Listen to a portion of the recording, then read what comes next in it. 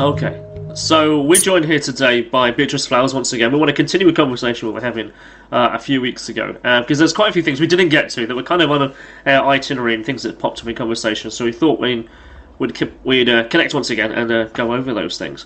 But first of all, let me just ask you a question for you. You were talking about your podcast there. So what's your podcast going to be about? Oh, I set up a YouTube channel, but I'm wondering whether it's even worthwhile now because of the new laws that have come in. I'm not even sure whether it's going to be worthwhile or whether I'll be able to get away with it. But it's the Tribal Belly Dance podcast, a Tribal 101. It's all going to be original material, but then that doesn't really matter because I think they're just going to block all of us. So let's cycle back to why we're saying that. So we're talking about Article 13 of the European copyright, isn't it? Is that what it's called? Article 13. Yeah, there's Article 11 and Article 13, and I think it's 13 that's the big problem. So let's bring I think a lot of people agree essentially in the idea of protecting people's rights, obviously, but it's just gone way too far and to the point. I don't think that YouTube should be responsible for. I think that it was fine before the way that they did it, but they shouldn't make them liable for. So I've got this up on choices. Right, I've got this up on screen now about Article 11 and 13, so people out at home can actually see this. So let's just make this full screen so people can read it as well. So this is an article by Gizmondo, who are like a European tech company. So we regret to inform you that the internet is on red alert. On Wednesday, the EU's Legislative Committee voted to adopt sweeping measures that will upend the internet in every entire way, from memes to Wikipedia to art to privacy to the creative side of fandom, all at risk of being kneecapped and destroyed outright. By the time Americans woke up on Wednesday, the Legislative Committee had already voted on the Copyright Directive, which is the major update of European copyright law since 2001. Article 11 and Article 13 are the most disastrous, according to the foremost tech experts in the world. Explaining what's wrong with these 2 points of legislation in detail is difficult, but however we'll summarise. Okay, we'll go with that. Reconfigure websites' responsibility to enact copyright. The so-called e-commerce directive has given online platforms broad protection to be subject to copyright penalties because they act as a conduit to user uploads, which is very similar to a law in the US that exempted YouTube from penalties as long as you're making the best effort to take down infringing material when it's reported. Essentially, it's just protects copyright, but instead of it being, instead of YouTube being responsible, and instead of us being responsible for the copyright, and then the owner of the material deciding whether they're okay with it or not.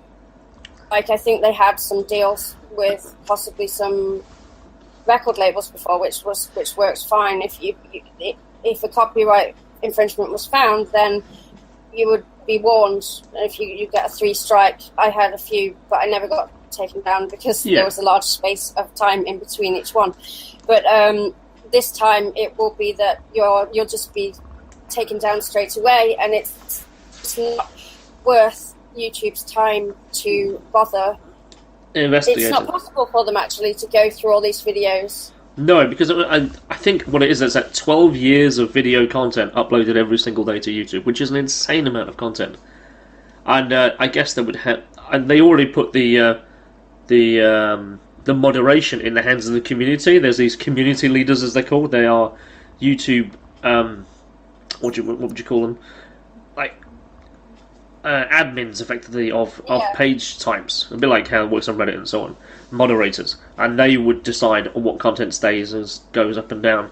However, a lot of these people are very lenient in a certain way, so there's a direct correlation there between what kind of content is taken off YouTube at the current time, and that's also an issue in itself.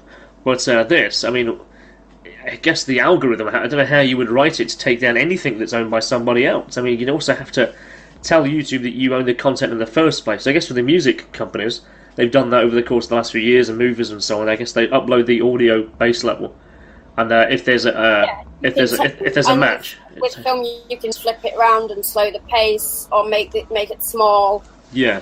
There's lots of ways of getting around it, which means people do that. Like, people upload, I'm guilty of watching them as well, but people upload but some of the stuff that I watch is really, really old, and it's not. I possibly have it on DVD as well, but I was watching a lower low the other day. It doesn't make it legal. But the problem is that it's.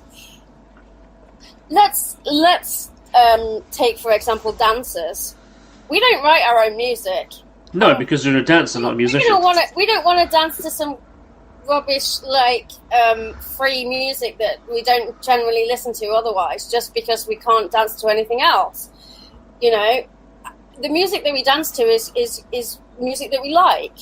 Sure. And some of it is made by people we know, and they will give us permission to use it. Like, there's a few artists that are in the belly dance community that are always happy for us to use their music, but YouTube's not going to know that. No, but actually then it's the responsibility of the original owner of that music to tell YouTube, this is mine, and for people to use it, and it's under Creative Freedom 3. I think that maybe. But then the problem is if you might have one thing in your video that you've got permission for, yes, but then something else that you haven't. And you were saying earlier about the fact that you can't even certain phrases and things might be copyright. Certain phrases are so it's interesting when you talk about, say, quoting a movie or just going. Sorry, Shakespeare's okay. It's in the public domain. Shakespeare's fine. But yeah, quoting a movie. Yeah. That could be wrong. And that they've brought in what's called a link tax, or a snippet tax, is designed to mitigate the publishers over Google and Facebook that have amassed in the last decade. So the thing is now, people will post a link through Google or through Facebook, and then the idea is that you're using their algorithm to look at it, whatever, instead of actually going to the original website. So what they want to do now is that if you're using a platform, you have to be monetized, or they have to pay a tax based on the fact that you clicked on a link through their service. Yeah, so if you click on a link in Facebook, Facebook may have to pay, the original owner of that article a percentage of money, but what that is not worked out yet. So they want to put a license on the internet. I mean, they were talking about this about 10 years ago. I read an interesting article that was actually published by the MOD, oddly enough. I did a video on that on my YouTube channel. And in there it was talking about how the internet is likely to change over the next 10 to 15 years. Now, that was in there that essentially you would have what's called licensed streams.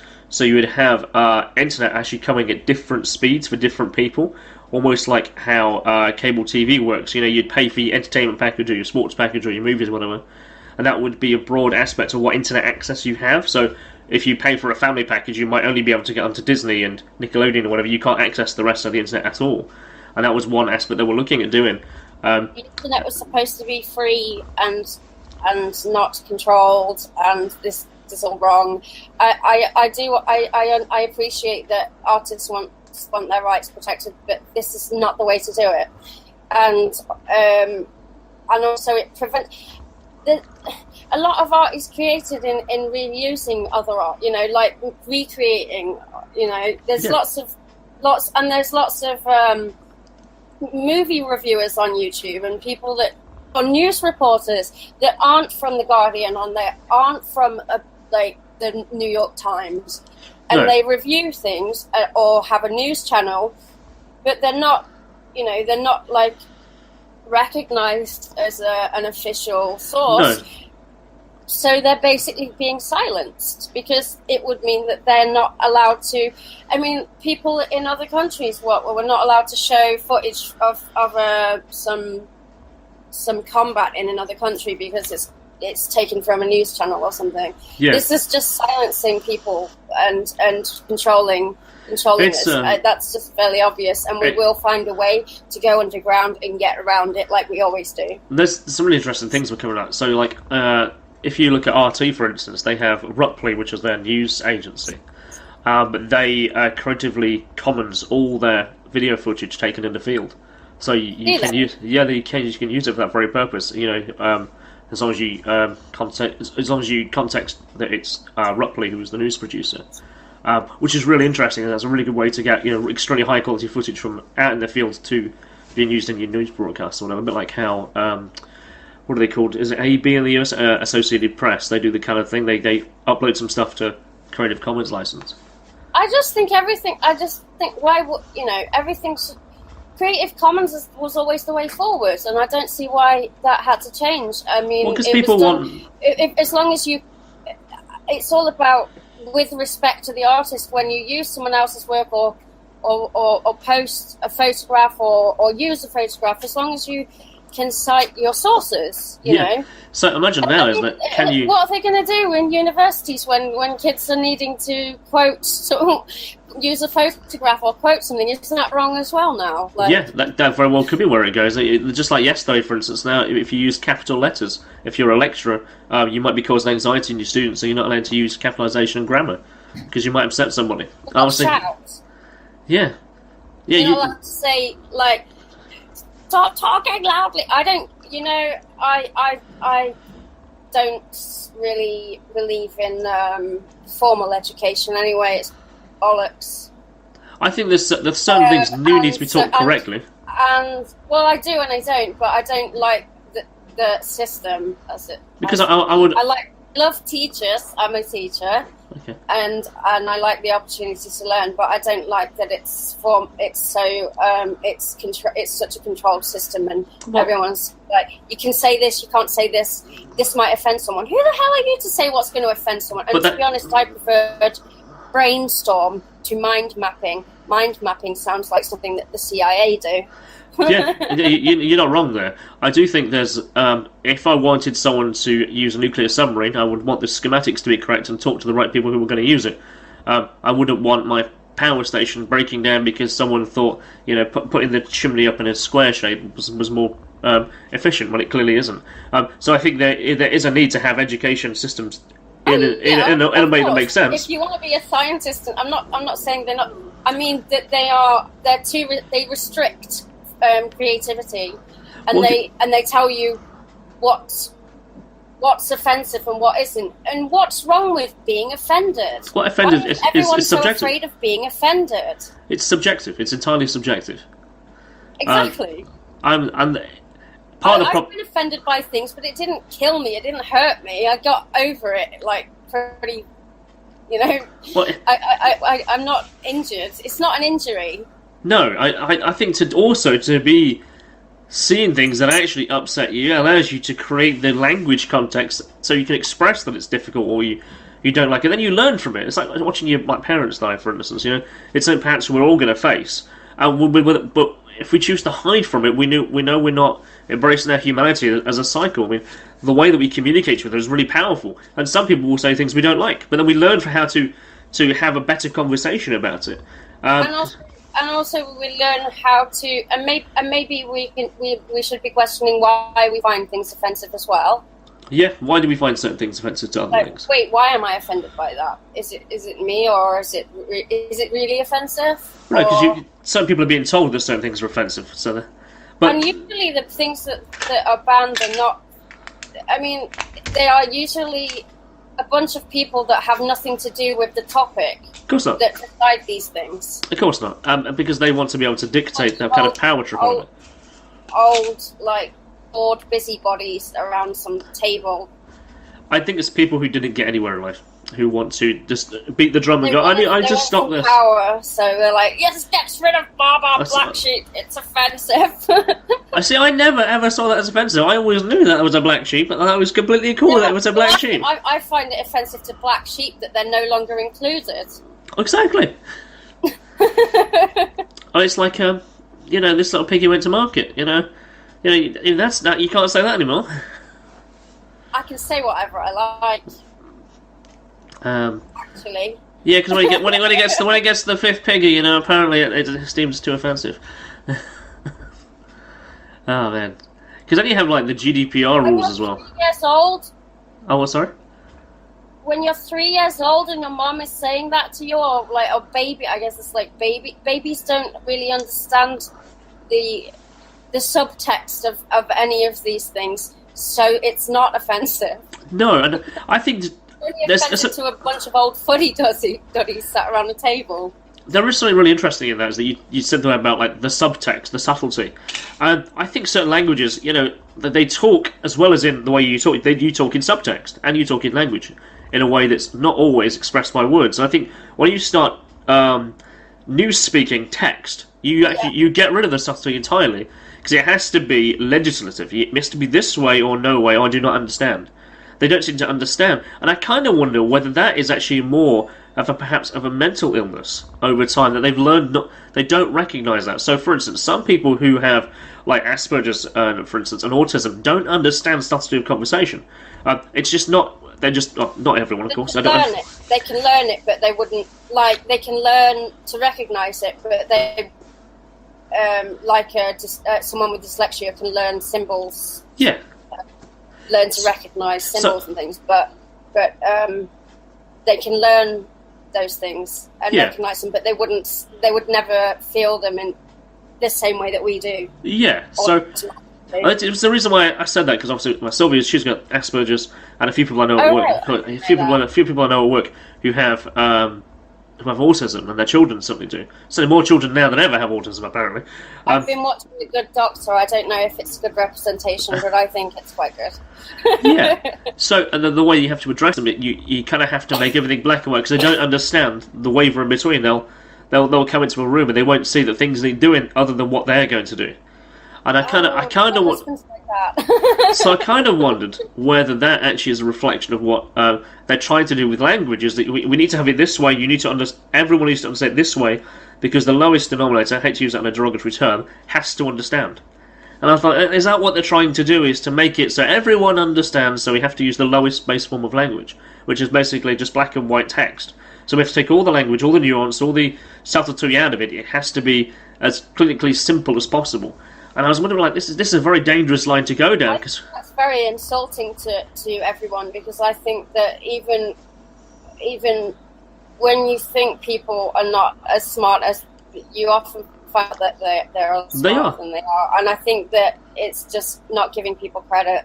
Exactly. I think people are a lot smarter than we realise, and just because mass we don't seem it. No, I think mass people are stupid. I think when you get to a group of about 8 people is okay. Go beyond that, people start losing their shit. Man, it's going to be a really interesting time coming ahead. I think the internet has just changed the way everything and everyone does business, the way everyone talks and communicates. And then they try to control it, but they need to. Well, I think that really, the internet is sort of an extension of our ordinary world in a way. So you can't control the way people interact in an ordinary world. If I want to show you a book, no one's going to come running up to me and go, "You can't do that. That's copyright infringement." Not yet.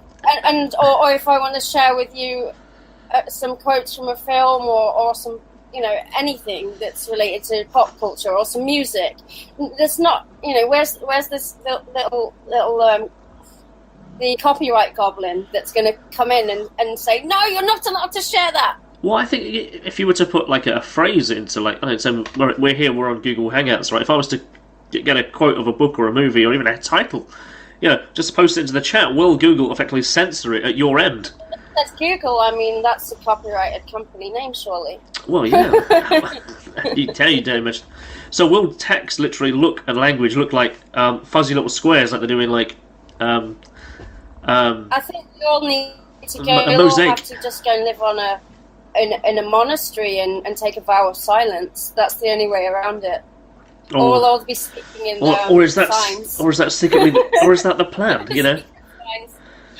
Or is that the plan? You have to be in a small restrictive environment where you can watch everything you do every moment of every day, just so you don't do this. They've tried to do this in many ways, repeatedly, again and again and again. And reality always works itself out, because this is not realistic. It's not realistic, right? And it's not the way. It's not how we want to interact. We want to be more free, and people will want it changed, and it will change. We'll find other ways around it, and all they're doing is shooting themselves in the foot anyway, because they assume that we'll all just bow down to it and be okay with it. But we'll just set up other ways Yeah, there's many different ways people can connect online. But I was thinking how it's very it resembles what happened in the early 2000s with Kazaa and the ability to share music online. Yes. You know, when those platforms, what was called P2P at the time, was set up, with the ability basically to have a folder on your PC that was then publicly available for everyone else to look in. I still use Pirate Bay. Well, yeah, Pirate Bay is fantastic because also it's but I say that because actually a lot of people upload their content specifically to Pirate Bay. I know. I mean, I don't think many people downloaded my music though. But I tried to share it. But I wanted people to steal my music. But how cool is that? Because what you really want to do, you want to make your music available to the widest possible audience. Exactly. It's okay for James Blunt or whoever to come out and go on about how to music protection for artists and things. But most of us don't get signed.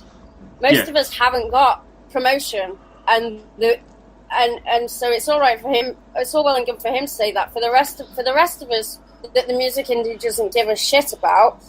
The only way that we can get our music out is by sharing it and getting people to download it for free or by donation or something. But I was thinking we don't have anyone backing us. I'm thinking about an artist called Lindsay Sterling. She's a violinist. Yeah. So she was a girl who got rejected on America's Got Talent, and it didn't work out for her. So she actually went back to YouTube and obviously got in contact with a guy who makes videos and so on. Then she made some outstanding kind of videos with her music. Yeah. And she got to the point where she became more recognised because of that, had a bigger audience than mainstream artists before she got signed. She literally, she forged her own path. I mean, I can remember going to her YouTube channel and she had less than 1,000 subscribers. All of that. If they restrict overall content, this is going to restrict the chances of that, because they're just going to restrict everything rather than trying to figure out which is legal and which is not. Yeah. That's the problem. It's not that they're just going to stop people that are infringing copyright. They're just going to stop. They're just going to basically block Europe because it's easier than going through all the content. Yeah, that's probably what they're going to do. You'll have the European wall of fire like they do in China. Exactly. As soon as I heard this, the first thing that came into my head was, this is like China. I mean, Russia have something quite similar. There's a guy I used to play with on Counter-Strike, and he was telling me how is it whenever you log into the internet in Russia, there's actually the first thing that loads up is a warning that you're going to be on an accessible website where everything you do is actually monitored. Will allow you to do what you want to do. I wonder how Edward Snowden gets around that. Obviously, he. I'm sure there are ways around it using a VPN. I'm sure he knows how to do it. He's probably written his own program to get around it. I adore him. So imagine if you were wearing a T-shirt. so imagine you were wearing a wrestling T-shirt or a band T-shirt, Metallica or whatever, in your profile picture. I'm wearing a T-shirt now, and that's probably something. Copyrighted to someone in George somewhere. But if you were wearing a band T-shirt in a picture or a video, will that be blocked by an algorithm? But then the algorithm also has to recognise what the symbol is, and I think computers and technology have got the ability they can do that now. That they can recognise logos and symbols and stuff. It's just ridiculous. Everyone needs to grow the fuck up and stop being so. Oh, I don't want anyone to pay for the property. Just be glad for the promotion and shut the fuck up, because if you're already a large company that's making profit anyway, you don't need to worry. It's not affecting you. It's the rest of us that gets affected, not the big companies. No. Not the big music. The music. This is just this is partly music companies and movie companies. Okay, they may have lost out a bit. I'm not being funny or anything. But if I'm not going to pay to go and see a movie, I'm not going to pay to download it either. They haven't lost out on anything that I wasn't going to give them in the first place. I do pay to go see movies, and I do pay to download them. Yeah, I think there's some pay to download them as well.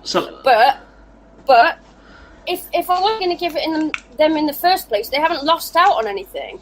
No, but everyone's a potential customer, and you will buy internet content somehow. So I was thinking, because I have no money. I was thinking about what work. Bought my music. So my workplace came into my mind then, only because the job I do at work is I kind of manage inventory and stock levels and so on in my store. So I was thinking that every year when we do a stock take, there's an expected loss on every department of the store, whether that's beers or spirits, health and beauty, whatever. And it's not a small amount. They're expecting to lose like 25% of the beer, 25% of the. There's an expectation they will lose a large amount of stock. And this is separate to waste and damages and what customers do and things that don't turn up to the store. There's an expected loss. So I wonder how the business of music and movies deals with their expected loss. So when you make a movie that costs like $100 million, whatever, and you're expected to make 500 million or $1 billion at the box office, how much is that an expected loss within that? Because if, say, you take a movie like, say, Frozen, which was huge, they actually get most of their money not through the film itself, but actually by the merchandise that comes along with it. That's like a whole merchandise thing, and they make profit from little kids. Yes, so there's a whole licensing and merchandise. That goes on for years and years afterwards. Of course it does. So really, the advert, the movie is an advert for all the content, and the content is a movie for the advert. Apparently, I believe, correct me if I'm wrong, but I think He-Man was the first thing to do that. Yeah, He-Man was huge. For merchandise, sort of thing. He-Man was awesome. He-Man was awesome. On that note, then, have you seen the new She-Ra? No. No, it came out, I think it was Monday.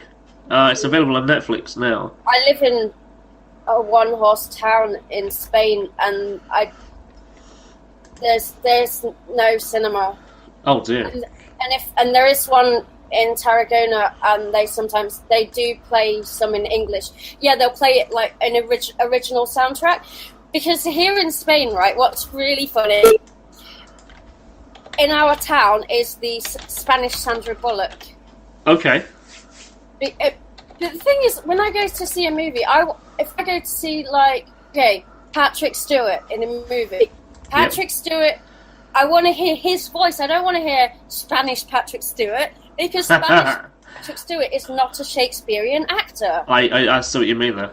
I guess. It's just weird to me that they have these actors, it's even on TV, like Friends and stuff like that. I don't watch TV, but, any series, what's wrong with bloody subtitles? I watch Spanish movies with English subtitles. Same here.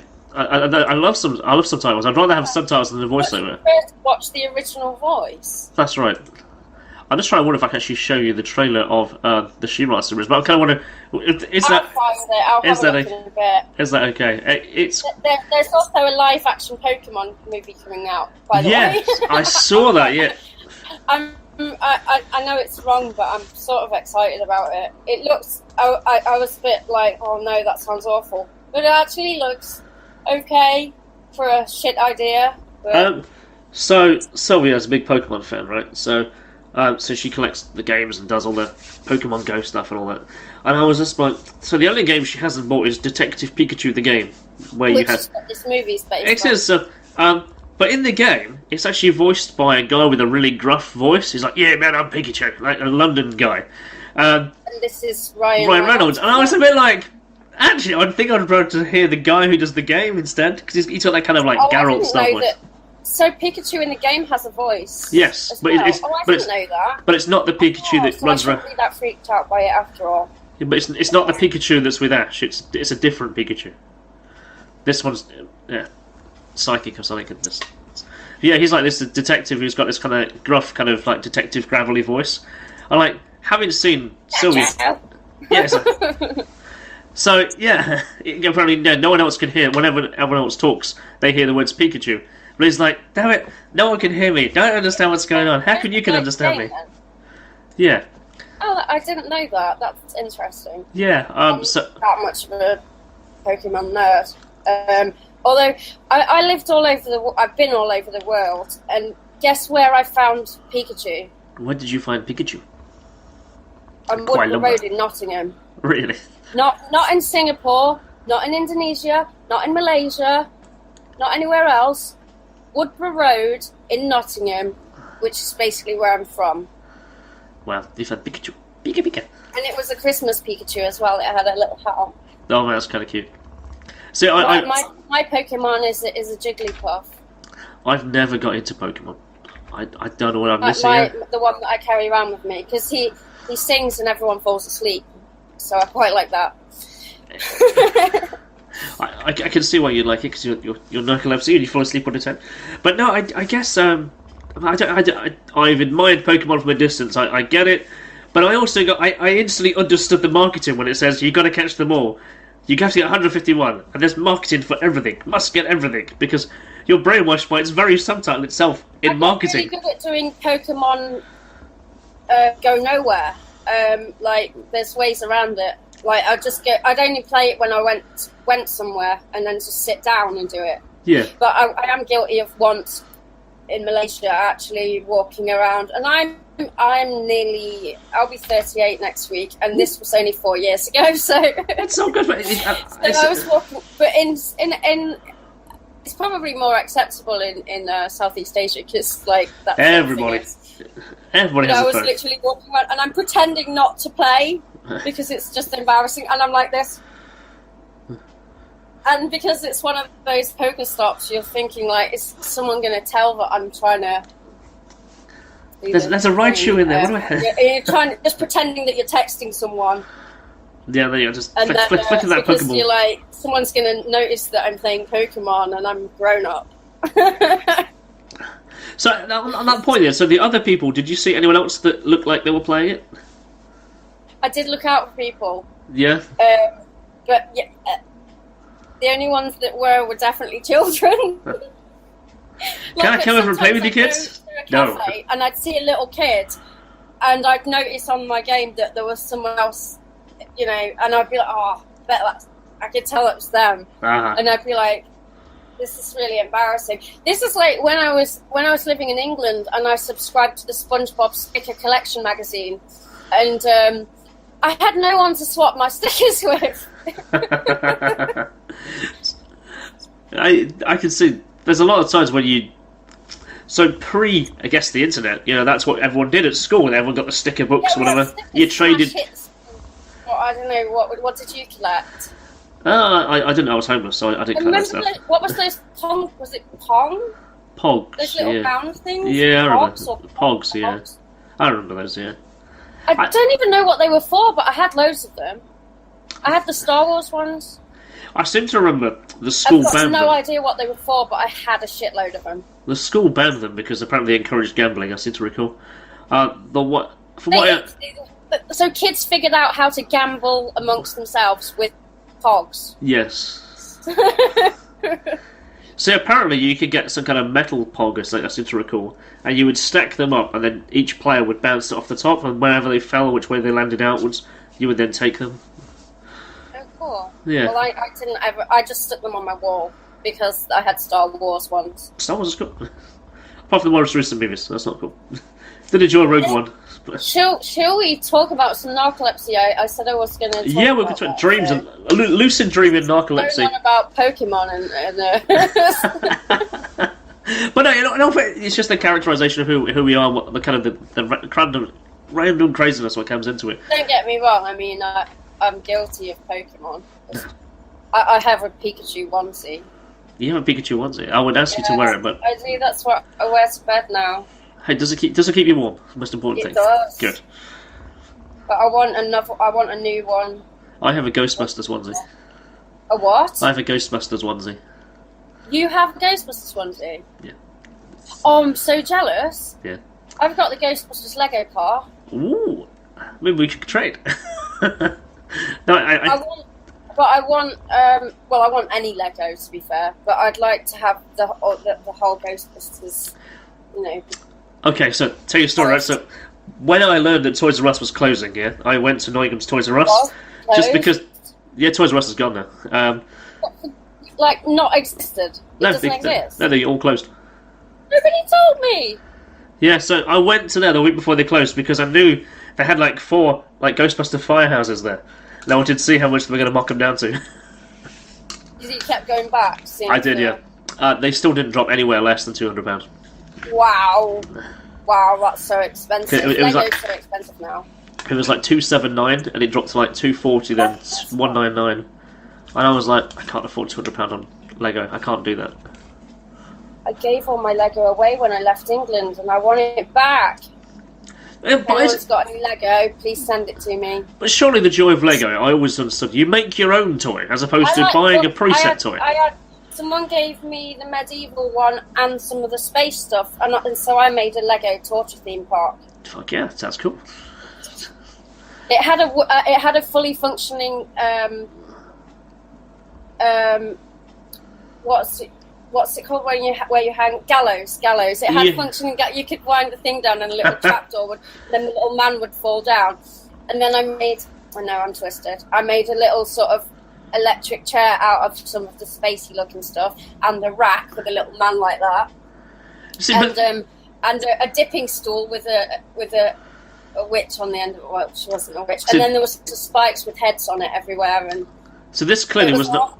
But that sounds awesome. No, that sounds really cool because that's inventive that you did yourself. That is not like you're going out and buying a Lego set and then you build it as the instructions and you leave it there.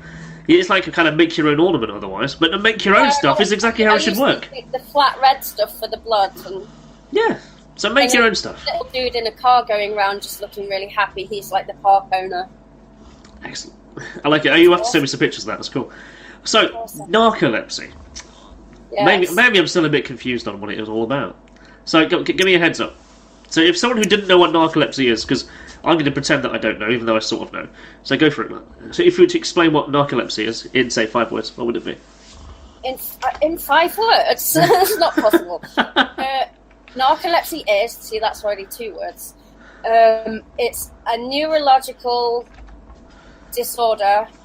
We've got that. That's characterised by... no, I'm going to start again. Okay. So, narcolepsy is a neurological disorder where the part of the brain that controls the sleep-wake regulating system is damaged, and the brain no longer produces a certain chemical called orexin or hypocretin, and which means that your entire circadian rhythm or your sleep-wake regulating system is completely boggled, and you experience the stages of sleep all in the wrong order, and you're basically always tired, and you have paralysis and various other things. But it's not a sleep. Everyone thinks it's a sleep disorder. It's a chemical disorder, right? But it's not a sleep disorder. It's a neurological disorder that's characterized by sleep disorders. Okay, I get that, sir. I think I understand the way that you phrase that around. So, how many people do you think say have it out of, say, 100 people? That one? They say that two in 2,000. Okay. So it's actually not as rare as people think. It's very undiagnosed and misunderstood, and so on. So how much does it affect you on a daily basis? Enough that I have to take a lot of these. Daily basis? Well, basically I'm always tired and have to take medication a few times a day. I'm on 3 different types of medication, and without those meds, I wouldn't be sat here talking to you, because I'd be more like this, or like I was yesterday, like this.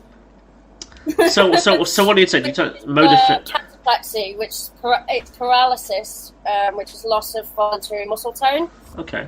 Which means that I sort of collapse. You know when you laugh, and when you laugh so hard that you start feeling all wobbly? Yes. I do that, but I don't get back up. Okay. So this is without meds anyway. So, but on a daily basis, I'm basically tired all the time, I'll go in and out of stages of tiredness, and then on a bad day, I'll experience lots of other symptoms as well. But I can't have a normal job. I can't drive a car. Some narcoleptics have normal jobs, but I don't. I suppose it depends on what the job will entail, isn't it? So, yeah, I'm looking down definitely not air traffic controller. No, that is not a good one. There's no cure, but a number of lifestyle changes and medications can help. Lifestyle changes include taking regular short naps and sleep hygiene. I've never heard the phrase sleep hygiene. So what the fuck is that? I don't. I mean, I take regular naps, not by choice. I take naps when I try to just work through whatever I'm doing, and then suddenly I'll be tired. I won't literally just fall asleep like that, like they do in the movies. Although I do sometimes, but it'll be more like if I'm in a restaurant and I'm eating, I'll just stop here like this. And fall asleep in your soup. No, I won't fall asleep. I'll just stop here like that. Wow. Do you remember the movie Return to Oz? Yes. Do you remember TikTok? Yes. Army of Oz, the big round robot. Sometimes his action would wind down, and then his speaking would wind down, or his thinking would wind down. I always remember as a kid thinking that I was just like him, because sometimes my speaking will wind down, but my action carries on. It's like I'll carry on walking, but my brain will have stopped, or my thinking will have stopped. So it's not sleep like you would know it. I don't lay down and go. I do lay down and go to sleep, but if I'm walking around a supermarket, I can literally just it's like someone's pulled blinds over my eyes, and I can still see and hear, but I'm on standby. Okay, I'm really interested about what happens with dream states then, because obviously I've been a dream. What's the word for it? I hate to use the word expert, so I'm really interested. Let me just explain another thing about narcolepsy. Partly the reason that we're always tired is because we don't get any non-REM sleep. Yes. A normal person will go into REM sleep, which is the stage of rapid eye movement where you're dreaming. And a normal person will go into that stage, I believe it's between 60 and 90 minutes. I can drop it pretty quick. REM sleep. I don't have any non-REM sleep. I dream. I sleep, therefore I dream. I dream straight away, and I can't switch it off. That's the same here, because I'm aware that when I go to sleep, I can sometimes be woke a minute later, but I've had a dream. So I'm aware that I dream really quickly. I'm aware I drop into REM really quickly. So I was going to say with that, so do you have an experience or do you experience often, where you're dropping into sleep state where there's a bit of both? You're dreaming about the real world that you're currently in, or that you are taking dream aspects and putting them into the real world? Absolutely, yeah. I think we mentioned this before. Like, if you fall asleep watching TV, it kind of... Yeah, because... if you fall asleep watching TV, you think that you've watched an episode of something, but it happened differently for you. Yeah, because you're taking the input, aren't you? You can hear it, you can feel it. Yeah, but in your head, it kind of turns it into its own version. So you think you've watched this. I fell asleep watching The Sky at Night once, and I tell you that was probably the most exciting episode of The Sky at Night, because it definitely didn't happen like that in real life. You know what just occurred to me, right? So have you ever heard of what people talk about as the Mandela effect? I've heard of this, but I completely I don't want to forget this. I'm just going to write this up as a note very quickly. So basically, the Mandela effect is a current psychological perception that some people. It's a perception rather than a fact. So the perception is that history has not gone the same way in history as it has for other people. Some people believe that Nelson Mandela who died in prison. Some people know that he left prison and became president of South Africa, which basically was the first time that people saw that there was two different memories that people have. Some people didn't think the Holocaust happened. Well, it's not quite like that. But I guess you could probably use that as an example. So they have a direct memory of him dying in prison. They can remember seeing a news article, a story about it. And there's a particular story of a movie called Shazam that stars Shaq, the American basketball player Shaquille O'Neal, and some people believe that he played a genie in this movie, even though there was not a movie of this title ever made. However, some people remember this movie being on TV and at the cinema. So there is a perception belief that some people believe that history has changed over the course of the last 30 years or so, that we're on some kind of different path. It's somewhere between conspiracy and perception and bollocks. But what we just said there was really interesting, because if we have a dream where we're laying on the sofa and we can hear the TV, you did remember it in the way that it didn't happen. It happened differently. Yeah. Yeah, and I was like, fuck, I'm gonna write that as an article. Yeah, maybe maybe these people just were dreaming and it happened differently. Like, sometimes you have dreams and you think, did that happen? Or yeah, and you wake up and you're like, I'm not sure if did that happen or not, and then maybe you'll recall it later on because it's a memory. It is a memory for you. Yes. It's a real memory, but it didn't happen in this waking exactly. Yes. World. So yeah, I can see how that all kind of now goes. That makes sense now. So you did experience it in the way that you believed you experienced it, even though it wasn't actually true. But lots of people are experiencing the same. Yes. So then, how many people fall asleep at the same time watching the news at 10 at night? Well, then they all have exactly the same dream. Yeah. Well, so the same input of information coming off the TV while they're half asleep. What are the chances, though, that they all experience that same dream, though? Well, so the same information is coming in, so it would have the same influence upon the person. Oh, they're just all equally unimaginative, then. Yeah. I don't say that. There's the news at 10 still on, but yeah. That's, I don't know. I don't live in England anymore. No, that's... And I don't own a television. I own a TV just to play games, so... So, do you lucid dream? Yes, and often. Are you able to control your lucid dreams? Yes. Completely? Not all the time. Sometimes I tend to let it kind of have its own flow. Yeah. And other times I'm like, let's go. Sometimes, I think the first time I noticed that I could do that, and I could recall that I was doing it, I would reset it would go back to a certain point, and the story would continue differently. So it was an outcome I didn't want. You can change the ending of the movie. Alternative endings. That I think was the very first time I was aware that you could go back and restart it. But then again, so it would have that a different output or a different outcome would happen. So that was the first kind of way that I knew that I could control a dream. And after that, it's become more so. Certainly before I'm about to wake up. So I would often, the way that I do it now, I set a soft alarm, which is, it will only go off once. It'll be like nice and low, go for about 5-6 seconds. So it'll bring me out of my sleep level to a certain point, but I would still be kind of like, to wake up. But then I'd know I'll just drift back off into dream state, and then I would have much more vivid dreams after that, where I'd have more control. And that's the kind of way that I do it. So how about yourself? I think that I started to lucid dream as a result of my sleep paralysis, and my narcoleptics get something called hypnagogic or hypnopompic hallucinations, which happen just as you're going to sleep or just as you're waking up. And in a very similar... It's very similar to the kind of thing that happens during sleep paralysis, which is another symptom of narcolepsy, but other people get it as well. And so your dreams just are very realistic and difficult to distinguish from reality. And as a child, they would often be extremely vivid and either ghosts or just something very nightmarish. And they are across the board with every narcoleptic patient. For some reason, they're always very predatory.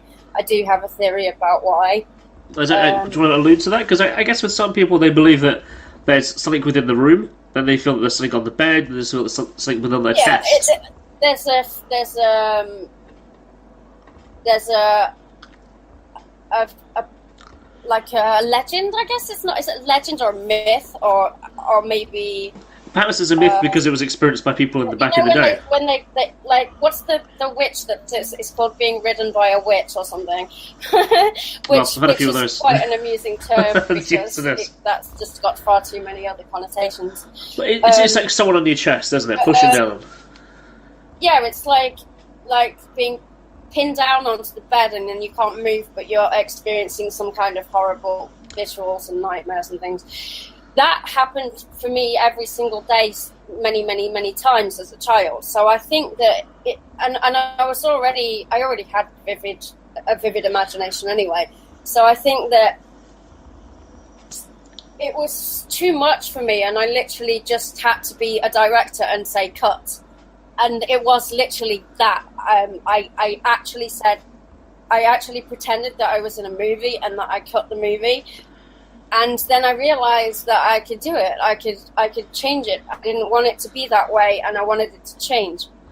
And that's how I learned how to lucid dream. Yeah, I didn't know it was lucid dreaming until years and years later. No. I didn't know what the word for it was, and it took me a long time to perfect certain elements of lucid dreaming. For many years, I would struggle with people's faces would look kind of fuzzy and not exactly like real life, and it would really frustrate me. I would be like trying to focus. I'd spend half a dream just trying to get someone's face right, and then eventually, one moment, please. Sorry. It's all right.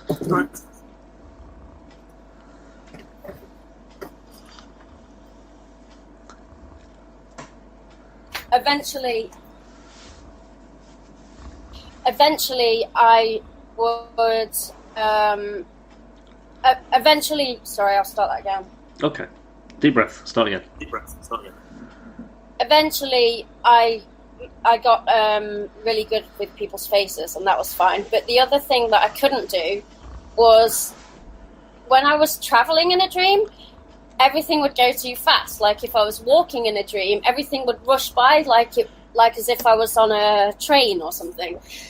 And I don't know, I kind of wanted everything to be like realistic. So I wanted being on a train to be like being on a train.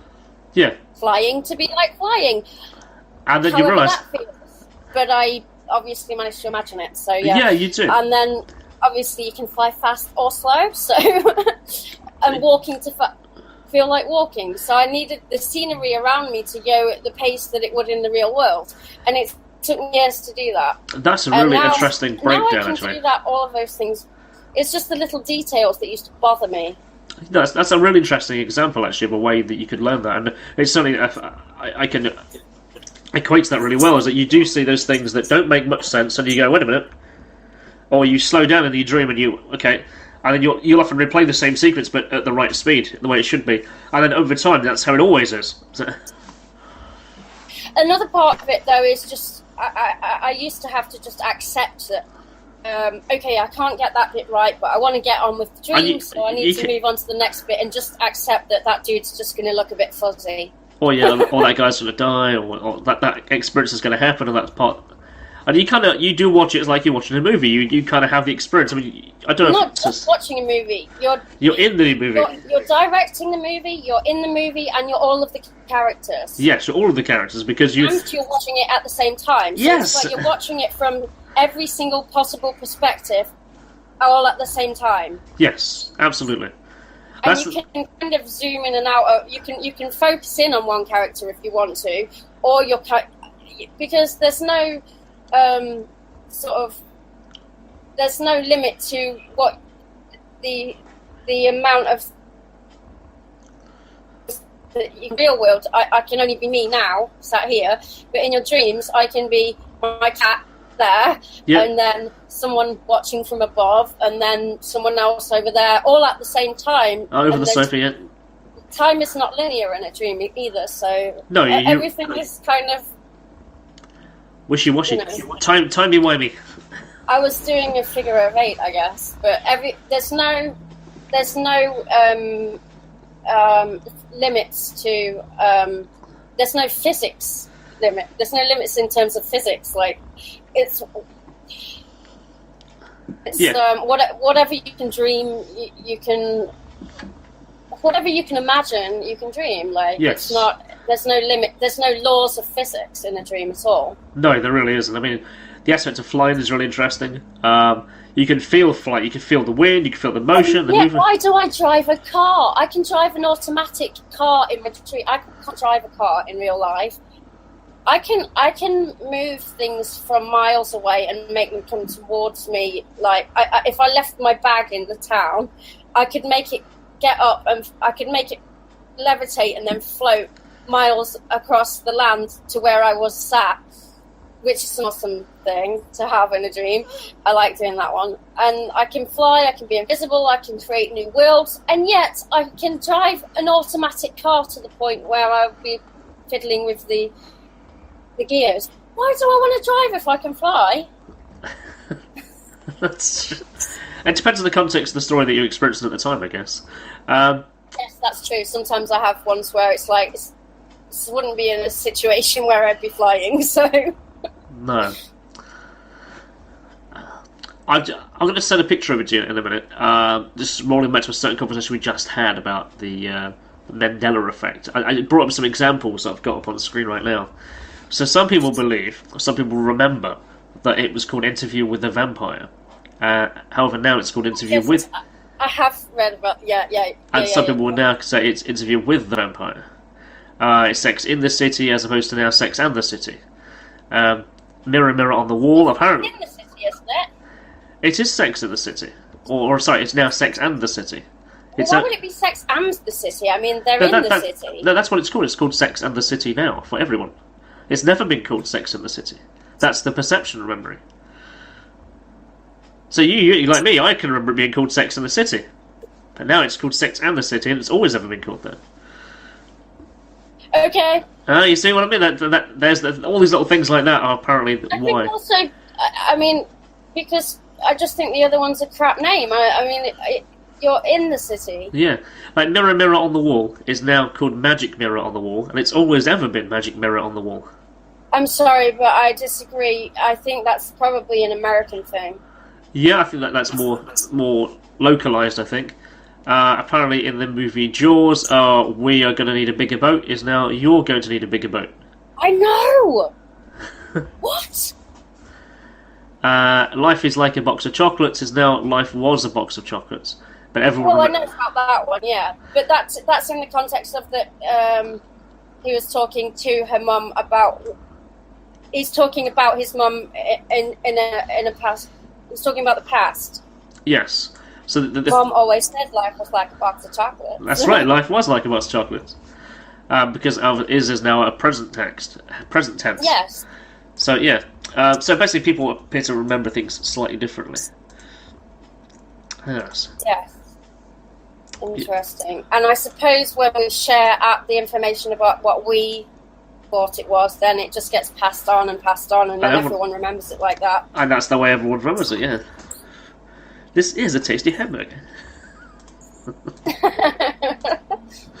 I think Pulp Fiction is still one of my favourite movies. But yeah, it's crazy how people mix up memories. Or do we have a collective memory? Is there something kind of... Have we really gone through a different dimension? Probably not. I think the dream thing actually makes more sense. Like I just said, I think it's more like Chinese whispers. If I quote something... I might misquote and you think, oh, that's a cool quote, then you're gonna remember how I said it. Yeah.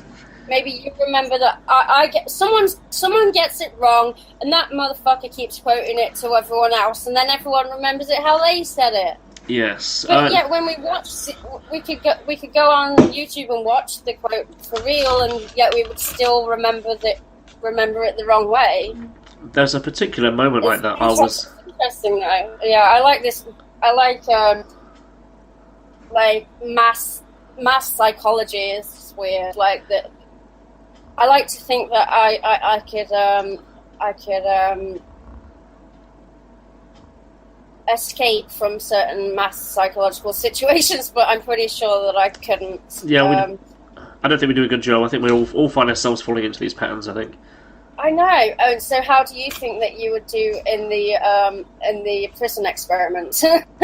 Oh yeah, it depends on which one I'm playing, I guess. Well, I mean, if you were an officer, I'm pretty sure I would be a psycho. Yeah, I think I mean, I like to think that I would be lovely, but I know that I probably wouldn't. I think that... Then again, I might go against in my nature, I like to be contrary to everybody else. So if I see a load of people being arseholes, I'm likely to be the one that wants to free the prisoners. Like, I'd probably go the opposite way, and instead of being an arsehole, I'd actually probably like sneak in and free everyone in the middle of the night and be the opposite extreme. Yeah, I can see why people would want to do that as well. I guess it's to be the rage against. Always try to be. To rage against the machine. To be contrary to everyone else. It's a really interesting aspect of the story because you see it repeated as well. The whole point of the Big Brother TV show was to see if they could repeat that experiment with live people on TV. It's true. And they picked the most... Oh dear. Yeah, so I'm always... So when you put a number of people in a very small space, how will they interact with each other? They weren't given roles. Oh, they were in season 3. Were they? Yeah, certain people had certain controls and they had privileges. You had to earn the privileges by doing some kind of task. And then you see that they're repeated through what's that show what everyone watches these days? I'm Somebody Get Me Out of Here or something.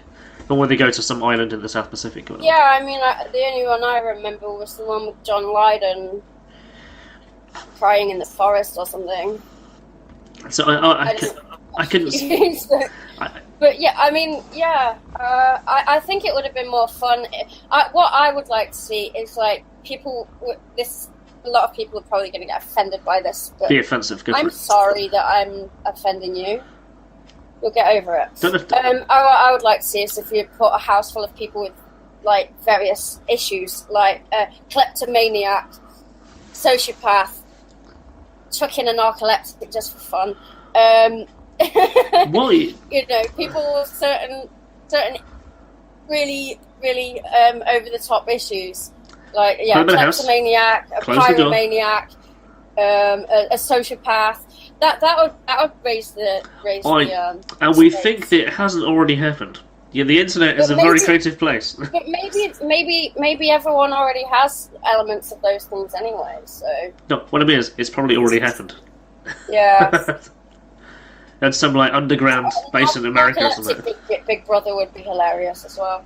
But just throw in random things that would really fuck us up, like just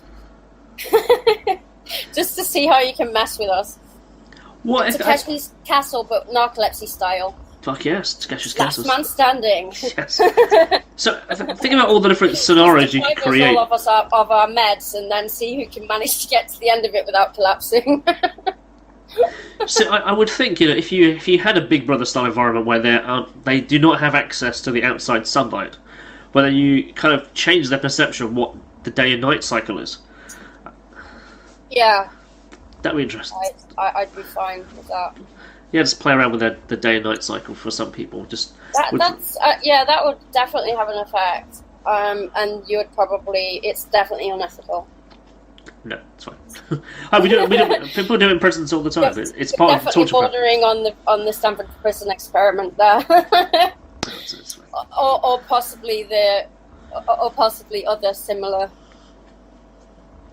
I think there's definitely an ethical issue with that. But then I think, surely, if you're doing any scientific experiment that requires you to be indoors for several hours at a time, you are going to be deprived of sunlight, right? They don't take you out so you can get sunlight. No, I suppose you might be able to get around it with permissions, I guess, and people sign off on waivers for just an experiment. I have this during the winter. Oh, I better hide the thing. Oh no, it hasn't got a thing. It's okay. There's no. So what does it do? This is a light box. Okay. And it convinces my brain that it's sunny. But does it work? Yes, it prevents me from going to emo during the winter. My ex used to get really sick of me, like going crazy and like crying, climbing into the bath with my clothes on and going, I want to just drown. No, because I get narcolepsy plus seasonal affective disorder is like having it times 100.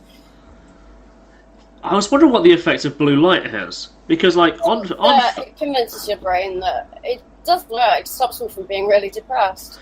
Because on phones now, I don't know if you've got a mobile phone.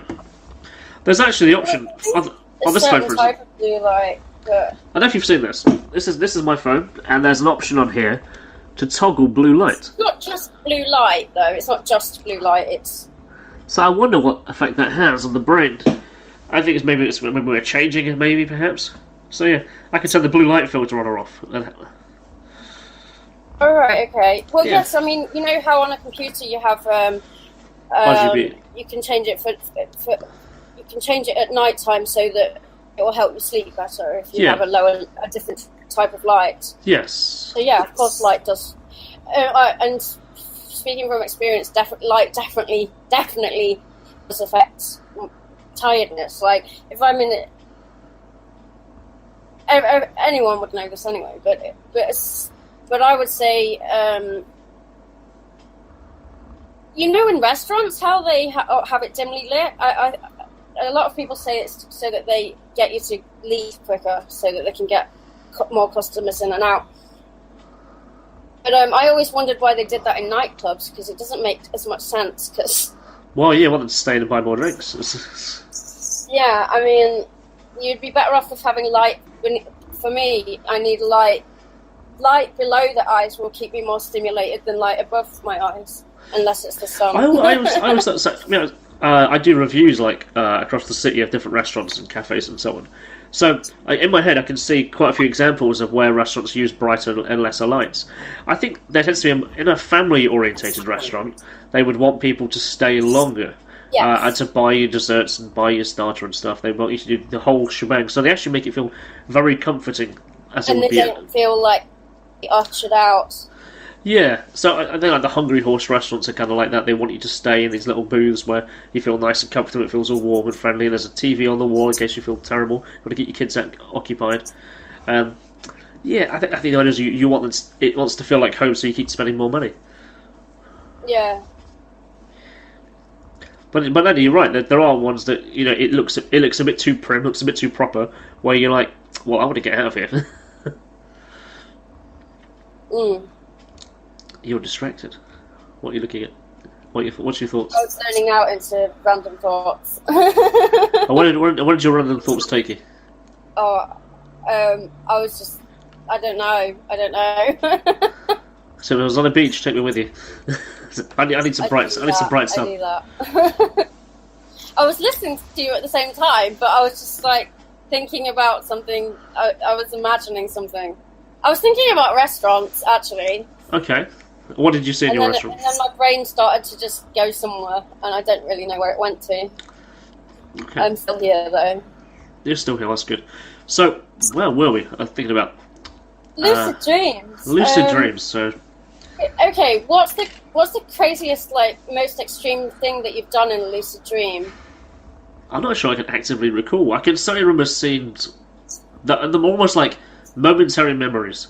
I got flash thoughts of various stuff going off in my head right now. So do you remember your lucid dreams afterwards? Not always, but then sometimes I remember them later. It could be even years down the line. It's all And I'm there. like, yes. I mean, just the other night I was having a dream and it kind of felt like I hate to use the word sequel. It kind of felt like a follow-on from a dream I had when I was suddenly in my mid-20s. And it felt like a lot of things were now resolved. This one, it's just come out now. Yeah, and it feels like certain issues are now resolved. And I'm like, so what triggered the memory of that dream to come back in the first place? So, but I know it's good when that happens. I think you kind of feel a moment of resolution, and then you wake up and it's like. Ooh. I think that's what dreams are for. But they're like thought. But they're also like thought soup. Yes. It's like defragging. It very well could be. You're not supposed to kind of see what's going on inside there, which is why it often doesn't make sense. But when you are, if you become aware of it, you try to make sense of it. So what do you think? But I think it's like thought soup. But then if you become aware of your subconscious, you try to put it into order. And I don't think you're necessarily supposed to be aware of it, but I think it's a tool as well. If you can do that, you can I've creatively, and also in terms of for me, it's been a tool for dealing with grief and things like that. Yeah, I can see why it's a really good tool for that. I was wondering how... love before it even happened, sort of thing. I've prepared myself for situations that I knew were going to happen in my life. Yeah, I think there's an expectation of likeliness, isn't there? Certain people were ill, or my mum was ill, very ill for years and years. and we thought we were going to lose it over and over again. And then it took her 10 years to finally go. And then by the time she did, the book closed, and it was a relief because she wasn't suffering. Yeah. But it was worse before, not the day that she went. I mean, that was sad, but it was a book closed. So through dreams and things like that, I definitely prepared myself for those sort of things. Yeah, I think I did too, actually. My mum was really ill for a long time, and I guess in many ways I probably dealt with the grief, what I expected to feel as grief already. So when it happened, it wasn't necessarily a relief, but it, like you say, it was a book closed, and I felt like, wow. It feels like that's done now, and then we can move on to that. But I mean, it's different for long-term illness because you have a long time. It was 10 years, but then it was before that as well. Years and years she was ill. So, and when she lost her memory. From that point on, it was literally waiting for her to go because she no longer had much. She wasn't herself anymore, and she didn't want to be alive anyway. It's kind of like if people talk about fears in their life, about like drowning or getting set on fire or whatever. I think my fear is actually losing my memory, or losing who I am. And I guess the very first episode I did of My Curious World actually was to talk to a neurological doctor from the US about the ways that we can keep our brain mentally stimulated. How do we keep ourselves creating new neurological pathways in our mind so our brain doesn't degrade? Because my grandparents, or my grandmother, she went down the line of dementia, and it's like, how do I prevent that from happening? So it's like I changed my diet already before that. I don't use toothpaste. I use a fluoride-free toothpaste. My diet doesn't have things like aspartame, aspartame K. It doesn't take heavy metals in, and as such, my memory is better because of that. Because there's effects of what those things do to the brain. I have narcolepsy, so my short-term memory is non-existent, and sometimes I'll even forget what I've just done. Like I'll take my medication, and then literally 10 seconds later, I'll turn around and go, "Did I just take my meds?" Or like a minute later, and I just won't remember. There's no way to remember it because someone will say, "Well, why don't you write down?" I'm like, well, then I have to remember, and it just doesn't work like that. But my long-term memory is fantastic. It's visual and extremely visual. Like, I can remember what people were wearing, exactly what people said. It's like a recording of being somewhere. Like, I can go back to my childhood and be where I was at that time, like sat on a swing and remember what I was feeling. But like we said earlier, is this real or am I making it up? Or, it's not a dream, but how have I got these memories? Maybe they are from photographs, maybe they are creative memories. Yeah, creative memories happen all the time. We see something, we create a story or an elaborate story around it, and that becomes the memory. Or a friend has told us a story, then they told it in such a way that we remember it as ours. But they're often little snippets, just tiny little snippets of things where I remember the whole setting around me, the people around me, and people I didn't know. I remember looking at this girl. She was like quite grungy, and I was only a little kid, and I remember thinking, I want to be her when I get older, and I think she was the inspiration for me being all quite grungy. But I never met her. I only walked behind her when we were in the Isle of Wight. We were in the Isle of Wight, and there was this girl, and I just thought she's cool as fuck. I want to be like her, and maybe she's what was the biggest inspiration for my personal style. That's cool. You can see. I don't even know who she was. Maybe you should put an advert out there and go, look, I'm looking for the girl who was on this day, in this place, at that time, and it wasn't you. Because I guess you obviously don't get the Metro newspaper over there, which is a free newspaper that goes out on the trams and the buses and whatever gets handed. So, I mean, I can view it online. Yeah, there's an interesting little section, a page in there of we were just passing. It was like, I saw you over there, and tried to connect with you, or kind of like leaving messages. Those those sections and papers at the back, like classifieds. A bit like that, but they're kind of like you helped me, thank you very much. You picked up my bag. Girl, I looked at you and you smiled. Yeah, that kind of stuff. Yeah, but sometimes like thank you messages. Dean at like the East Village train station. Felt you up on the train. Yeah, I'd see you again. Here's my number, kind of thing. Yeah, there's like a whole page, or more than a page, actually dedicated to those kind of back and forth messages. Interesting. Yes, I need to reconnect with you. Like you said, you touched my leg on the bus. I think that if it didn't happen at the time, it probably wasn't meant to be.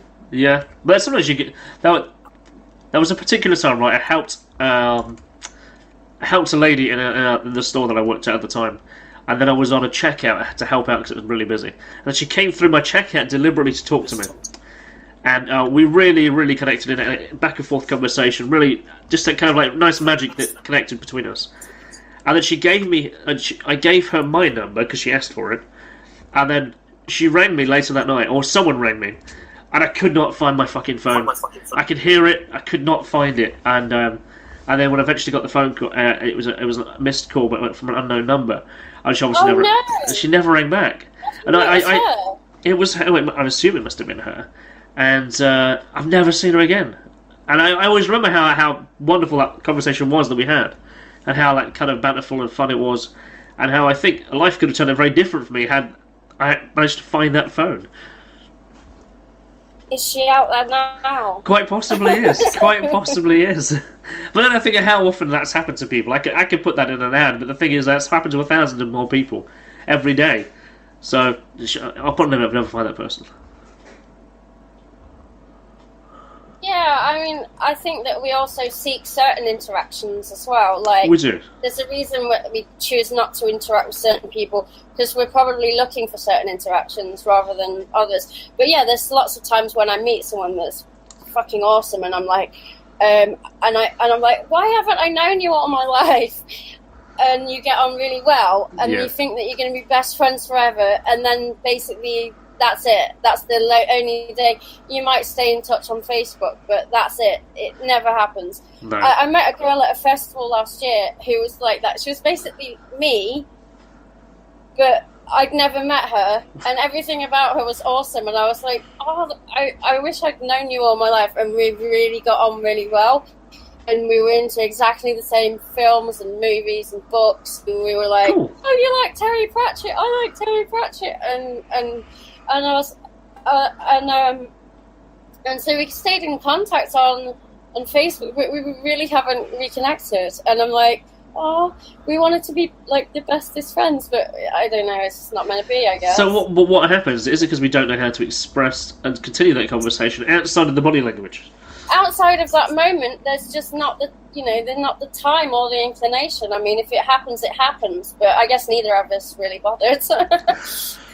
Because there's certainly a few people in my life that's been the case with that. I added them on Facebook and social media. We don't need each other. No, at the time it was quite wonderful. Yeah.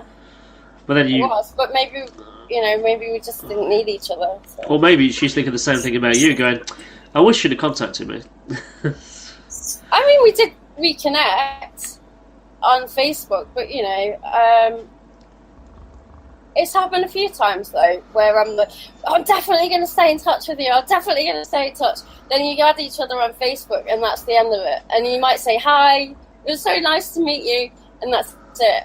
Do you think it's because we don't know how to express? You can't be close to everyone. There's only really room for like three people to be really, really, really close with, and then a bunch of acquaintances.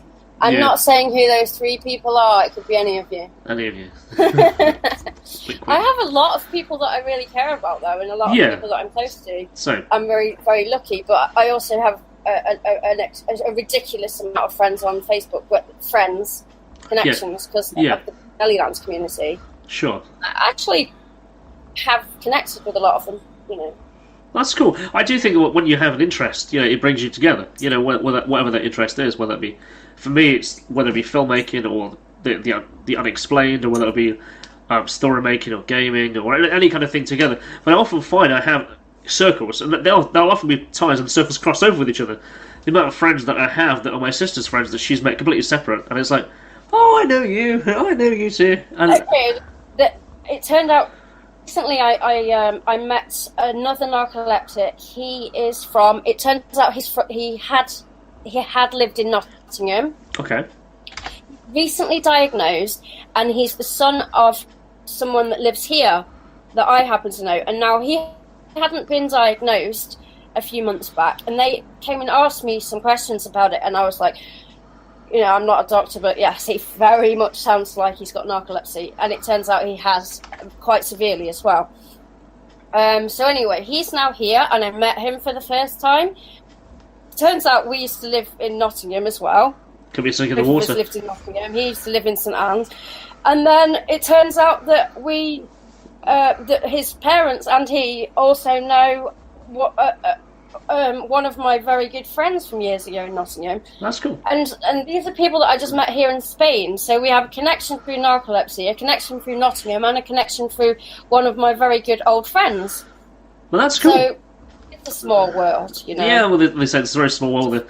Also, it's interesting to meet a narcoleptic that I've never really. I have met some, but they were all really old people, and I didn't have anything else in common with them. So I was going to say, did you fall asleep together? We just happened to go to the restaurant, have a chat, and they both. We drink beer. That's good. Just fall asleep at the table together.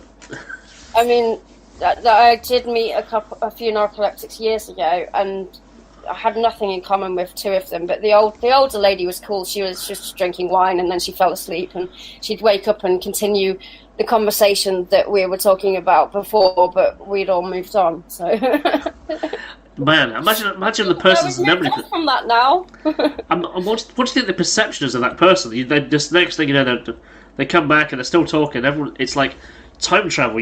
For them, they're jumping forward 10 minutes at a time in life. That doesn't happen to me, though. I can fall asleep in a car and listen to someone's conversation, and then I can just jump back into the conversation on the ball. Yeah. Because it's not like my ears don't. It's not my ears don't stop working. I'm still taking in information from around me. So I'll just interject in the middle of. Everyone will think I'm asleep, and then I'll suddenly wake up and go, "No, that's not how it went." Well, no, for the lady you were talking about, like the one who drinking the wine, when she would wake up, but her memory perception is that from the moment she dropped off. Back there. Man, it's like instant time travel. The previous conversation. So I guess she went into she went asleep and started dreaming, but like skipping through time. Yes, I'm very. I'm a light sleeper though. Even though I dream, I'm a light sleeper. I guess being aware of sleeping, you're kind of aware of your environment. So any kind of change, noise, motion, what's that? That's different. Yeah. That's any movement, and I'm awake straight away. I need to be in like some kind of contained environment in order to stay asleep. Like no sound, no light, no movement, and which is not going to happen when you've got two cats and a husband. I would like to stay a night actually in a kind of like padded cell to see how it actually feels. Sorry, say that again? So I was going to say I wouldn't mind actually spending the night in like a cell or a padded cell, where that can be arranged, buddy. I'm sure it can. I go the negative way, but no, actually, like it kind of like an experiment. How will it feel, environmental wise, to sleep in a space where all your sound has been absorbed by your environment? Okay, have you seen that?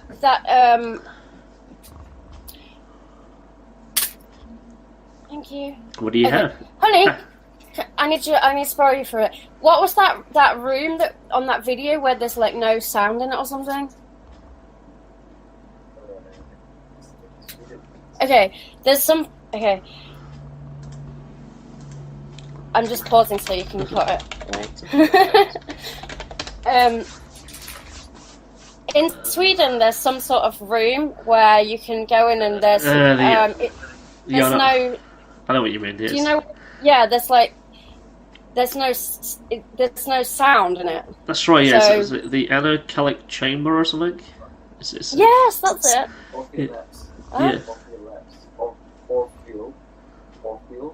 Orpheal Labs, apparently. In Minneapolis. Yeah, in Minnesota. Yeah, the Orpheal Laboratories. Yeah. Yeah, I mean, I think I'd be fine with that. Apparently, some people it sends them a bit crazy. Yeah, but I think I would just instantly fall asleep. But I fell asleep in an MRI scan machine. You know. So according to an article by the Huffington Post, somewhere I wouldn't trust it for their articles. However, it does say that no one's actually been able to stay in this room longer than 45 minutes, according to the Deacon Chronicle. Okay, there was a guy on I watched a video on YouTube of some guy who went in for a while and he was fine. But yeah, I actually think I would be fine. Yeah, I mean, I think it would just be like putting ear plugs in, maybe. I wonder if because you can't hear yourself. You know, if you talk. You can hear yourself. Oh, okay. You can hear yourself, can't you? It's just that there's nothing for the sound because you could hear. I don't know. Can you hear yourself in your own head? I don't know how it works. Yeah, I was going to say, I wonder how that actually is. If you talk out loud, how does that sound? If it's just absorbed. If you talk out loud and there's no sound, is there literally no sound at all? No. I don't. I need to find out. But I don't know. For me, no outside stimulation would just put me to sleep straight away. So. In Nottingham, of course, we've got the Galleries of Justice that has the dark cell, as they call it, downstairs, where no one stays in because they're too scared. And I was like, fuck it, I've been there. I went and locked myself in Al Capone's cell in Alcatraz. Oh, really? In the dark. Well, yeah, Al Capone obviously got in trouble for tax evasion, wasn't it? In trouble for anything he actually did.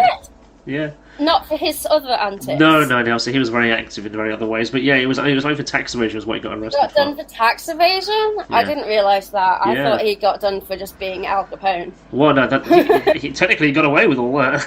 He was in prison for tax evasion. He got away with everything else and then got locked up for tax evasion. That's hilarious. Yeah, crazy.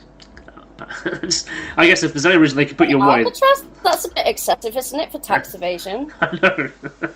Probably because of the other things as well, though. They just thought better off in there, right? Yeah, we'll just keep them away. Otherwise, you'll be able to find a way to connect the outside world and still use the internet. No. The internet in 1922 there at that time. No, but actually, there's loads of stories about people these days. They can get anything into a prison, like they've dropped in by like drones and stuff, like phones and drugs and food. Have you ever been there? To Alcatraz, no. Yeah, it's fascinating. I love it. I love dilapidated buildings and things. It's that dark tourist in you. That's what it is. I don't believe in ghosts. But I don't know. They do a night tour there, and I think that would be quite interesting. I think buildings. I don't believe in ghosts, but I think that buildings seem to have maybe a personality or something. I don't know. Some people would believe that buildings take on the personality of the person who used to live there, and that somehow is connected then into the building's fabric itself. And what happens then is other people claim to be able to feel that from them.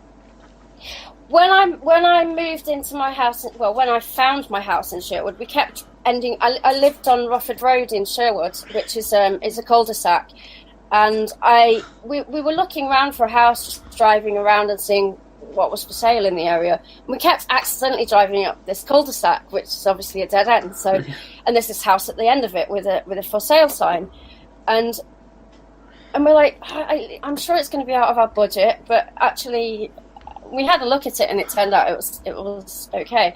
Anyway, it was like it wanted us to live there, and then when I moved in, it just felt like it so wanted someone to live there, and it felt like a loving home. I've moved into places that just didn't feel like anything. No. That house had just such a nice feel about it. Not good. It wanted to be a home. I know that's just sounds like utter bullshit, but when I left, I even kissed the wall and said, "Oh, thank you, you've been such a good home." You'll carry the vibes on to the next person. I don't know why some buildings just have a personality and some don't. Some people claim that everything has a personality. I don't know if you've seen the press over the last year. I know people that don't have a personality. So, where I was going to go with it, I did a video beginning of last year of some woman who was she fell in love with a roller coaster and married it. These people that fall in love with inanimate objects. Yeah. There was this particular woman. She fell in love with a train station and visits it every day. and has intimate times with it. Any particular part of the train station, or just... No, the whole train station itself. She also gender identifies as a female as well, so she's in a lesbian relationship with a train station. Okay. I know. Yeah, but these you must understand it's not mutual, right? I'm sure she does. So she thinks it's not. Does she think it's reciprocal or not? Apparently so. She believes that it accepts all her love. Loves her back. Apparently so. What is this called? I've got no idea. It's like It has a name, obviously. It does have a name. It's intimacy with an inanimate object, and there's this. People fall in love with it. I mean, like the Statue of Liberty. You know, stuff. I can go. Oh, I love these shoes, or I love my cat, or I love that piano. But I don't want to be married to the piano. That's perhaps where people don't want to let go. They feel that they can get the love back. Reminds me of Salad Fingers, where he goes, "I want to marry all of you lovely taps." Man, that was some fucked up shit.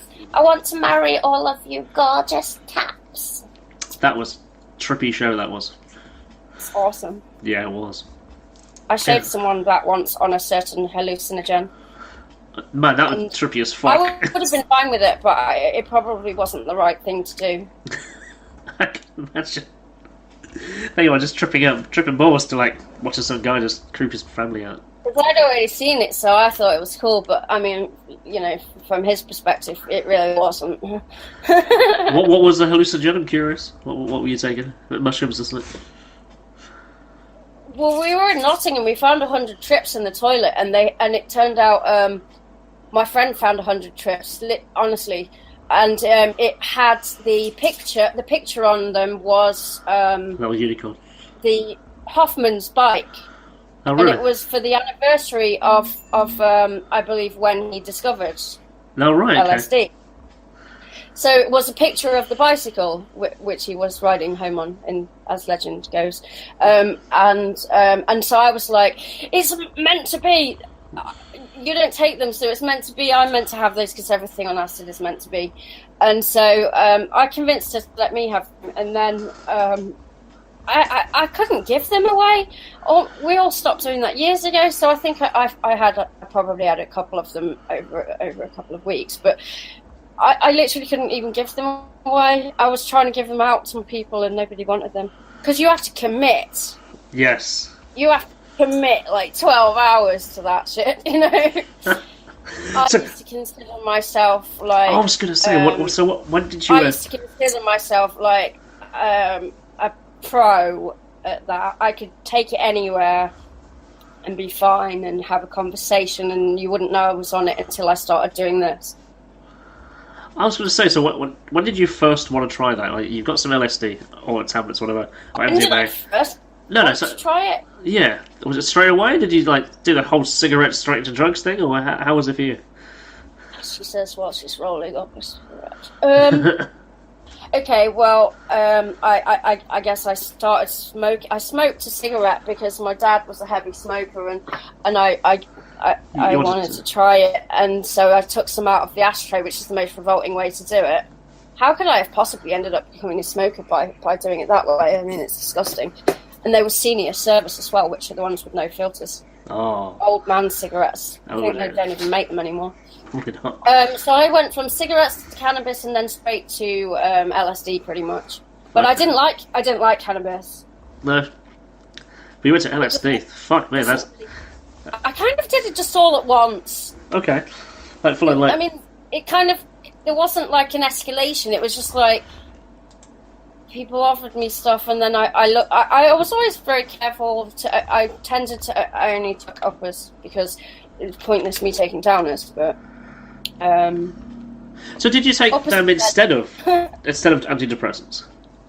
Sorry, excuse me? Sorry, did you take those instead of antidepressants? Did you take like LSD and cannabis because of that? No, I took them because I wanted to trip. Okay. Because I guess the reasons why people do these things are quite different. I wanted to spend 12 hours with my brain in doing acrobatics. You know, I wanted to go down the rabbit hole for 12 hours and go down the line of Terence McKenna and all that. I wanted to. Well, firstly, I wanted to see what it's like, and then when I found out what it was like, I wanted to try it again because I wanted to see if I could get good at it, and then I did get good at it, and then I thought it was a way of life. So I haven't done like I want to go a bit. I choose the word. I want to go a bit further. I want to do DMT. Are we talking ayahuasca? Yeah, dimethyltryptamine. So I kind of would, because I have like you and I, we have knowledge of our dream experiences. What if we were to have like DMT? Well, because we know how to control a dream. What will the dream sequence be like? You see, I've always been terrified of the idea of DMT and things like that. But I've been reading up and watching a lot of things about ayahuasca, and basically I know that at some point that's going to happen in my life. I just don't know how. I keep ending up being in proximity to situations that are ayahuasca based, okay. But I haven't ended up in one yet, and I think I'm just going to allow it to happen to me at some point. My friend did recently ask me if I wanted to go to South America to do a retreat with shamans, and that's, you know, I mean when we used to do this crazy stuff as teenagers, there was no spirituality involved at all. It was no. I guess for the people who do it though, that's for them. It's a very spiritual thing. That's how they experienced it. But I guess the chemical itself, I guess, comes from the plant. So maybe it can be imported or exported. Maybe you can get it that way. No, there are retreats in Spain as well, actually, okay. And Portugal. Okay. But I mean, if you're going to do it, yeah, might as well. I just had this, but I had this horrible idea of like me just waking up the next morning. This is my crazy imagination and possibly a potential film. So I'm copywriting it now. Go for it. Copyright it. This is my idea. If anyone makes this film, it was my idea. Maybe it's already made, actually. That's what this sounds. We all take ayahuasca, and it's like one of those retreats where everyone is all controlled and nice. But then the next morning or the next day, I sort of wake up and I can't find anyone, so I'm wandering around looking for everyone, and then basically I find out that everyone's been like brutally murdered in the night, and then I'm freaking out trying to figure out what's gone on, and then slowly my trip comes back, and it turns out that I massacred everyone in the night. It could work. It could work. I just have this awful. What would happen to me on ayahuasca? What if it turned out that I'm just a psycho killer and I just freaked out? Just don't let me near any knives. I'm not, though, but I mean, what happened? Imagine that. Is it the worst case scenario? It could be that I might trip out. Worst case scenario would be that. So I wonder how many people actually have done that. I'm copywriting that for anything. No one's making that movie without me. If you get high as fuck, and the next thing you do, you wake up and everyone's dead, and then perhaps you then watch the movie in reverse. Walking around the woods looking for people, and then you find evidence of like something horrible, and then you slowly start to get flashbacks of it, and then eventually, but it's not necessarily like you don't know where anyone is, but then eventually you. I mean, it sounds like a pretty cheesy horror film, which means it would work. Well, it actually would probably work with like an amateur camera, like the Blair Witch style, where you totally. You're going out to the ayahuasca tribes or whatever. You do your shit. Beth, you're on. I liked his movie that he did about when it was the Red State. Have you seen Red State? I haven't seen that. No. Oh, it's awesome. It's basically a horror movie, but it's quite funny as well. I will. I recommend that. Watch that. Add it to my list of things to do. It's great. It's a great movie. Let's add it to my notes. Who would I want to direct it? I don't know. Who would be the director? Well, so the director's an interesting role, actually. Having been a director and been a producer myself. I want to direct it. It's you're planning your shots, really, planning where everyone's going to be, and obviously organising what needs to be there at the time. For a producer, it just needs to be on set what happens. So, are you the person who organises all the food and the drink and the blankets? So it should be, if it's wet, is there going to be a shelter there that you can, while you're not filming, so to speak. But in terms of you could plan each segment of that film, and then all the single shots that would be needed, then you just go out and film it. Or like I was on a podcast like 2008 on White Noise Radio, and the two guests on that show at the time were the two people who produced the first Paranormal Activity, which had only just come out at the time.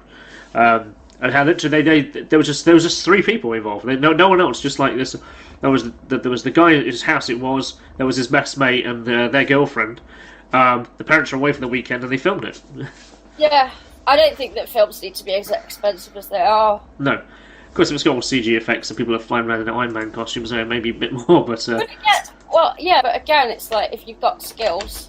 Yeah, absolutely. You know, I think if you could tell a story with a single shot, you know, I think of Jaws, for instance. I like old school special. If you're going to do special effects, you've got to go down like Evil Dead 2 route, really. Yeah, I prefer physical, visceral things people can hold, see, and touch. Yeah, don't get me wrong. I love effect. I appreciate effects, but I prefer the art of special effects, makeup, and puppetry and things like that. I'm a Farscape fan, so Farscape was good. Talking of puppetry, I see that there's they're redoing Dark Crystal as a series for Netflix.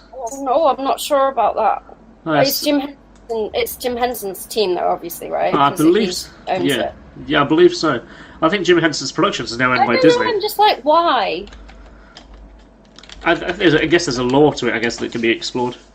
It's like, I know they recently remade The Labyrinth is on the way again. Suspiria. I know it was an Italian director, but I mean, which is the only way. But I'm just like, why? Stop remaking things. Make your own things. Yeah, I mean, I guess Dark Crystal does have quite a little it's quite pretty. You know, the characters and stuff. The animation. I love Dark Crystal, and I suppose yes, with the technology we have now, it could be. I didn't realise it was not. We're still going to be using Jim Henson puppets anyway. So I mean, I didn't realise it was 1982. Dark Crystal. Fuck, I thought it was like 85. 2 years old, or depending on the month, I might have been one. Wow, that is crazy. Dark Crystal. Which is why Labyrinth is more my era. Yeah, likewise. Plus David Bowie in tights. So yeah, that's cool. Alright, so have you seen the stage production? No. The guy the kid who's the baby actually plays Jared. Are you talking about Labyrinth? Yes. He plays the baby who in the movie became the person who plays Jared in the stage production. Oh right, okay. Yeah, they toured. They did a show in London. I didn't get to go, unfortunately. I was so fucking. I don't think that movie could be made now because it's bordering on child abuse. It is a little bit, isn't it? You know, just taking the baby. Yeah, I don't think it would pass now. She's like a reckless sister who basically wants to off her child to a Goblin King. I don't think it would get past. No, and I guess the Goblin King's like, just wait till sunset and that child is mine. I know, it wouldn't... You're going to turn into a goblin itself. You have to do it now. Everything was acceptable in the 80s. So when was Labyrinth? When did it come out? 86. Yeah. So I was already a genius at that time. Yeah, it's a great... Oh, yeah, I guess... First piano piece yet, though, I don't think. I guess if they were to do a sequel, I guess it'd have to have the same kind of vibe of sound. I don't know. I don't really think you can recreate David Bowie's sound. I'm sure they can with technology. Oh, no, that's not what I mean. Is like that kind of like quirky, you know, almost like Willy Wonka style sound. You know, it's just kind of everything's so crazy and wacky. I don't think anyone in terms of the music industry is like that anymore. They're kind of out there. No. Like, Ed Sheeran? Fuck off. No, there'll only ever be one David Bowie. So. Absolutely. And nobody's really willing to push the boat out that far anymore. No, everything's all crazy. In space, you've got people like Lady Gaga who are a bit like pushing that. I'm not a fan, but I appreciate her talent, but I'm not a fan. David, but I mean, you know what? I don't know. I find too obvious, the antics that she does. I get it. It's shock value. But I mean, this is ages ago anyway. But as far as people, people trying to mess with the norm, I suppose Eminem and Marilyn Manson were always my two. Yeah, maybe Marilyn Manson would always make a quite good Willy Wonka, I always thought. Actually, he would, wouldn't he? I know. I didn't even think he needed to act, just be himself. That kind of like... She would make a fantastic Willy Wonka. She should remake that with Marilyn Manson, that would be awesome. I only learned the other day, only 2 days ago, that there's actually a sequel to Willy Wonka and the Chocolate Factory as a movie that came out in 2013. I was like... The glass No, actually, it's a sequel to the movie itself, as opposed to the Roald Dahl story. And it's called it's like some train. It's got Ed Harris in it, it's Ed Harris as the child Charlie, who's now grown up, and it's got Woody Harrelson in it. And I'm like, what the fuck is this? It's called. Woody Harrelson. It's like something called Shinedown or something, and it's a really abstract kind of movie set aboard a train that is now the only place that produces food in the world. What's it called? It's like Shinedown or something like that. The band. It's like a two name word. I know. I just saw this YouTube video about it. A guy talking about it. I'm like, fuck me, I didn't know that. Oh, this is Snowpiercer. That's the one. I'd had nothing. This is supposed to be a sequel to. Yeah. I've seen this movie and I didn't know that it was supposed to have anything to do with that. I think it's more the director and the producer's intention that it is a pseudo sequel.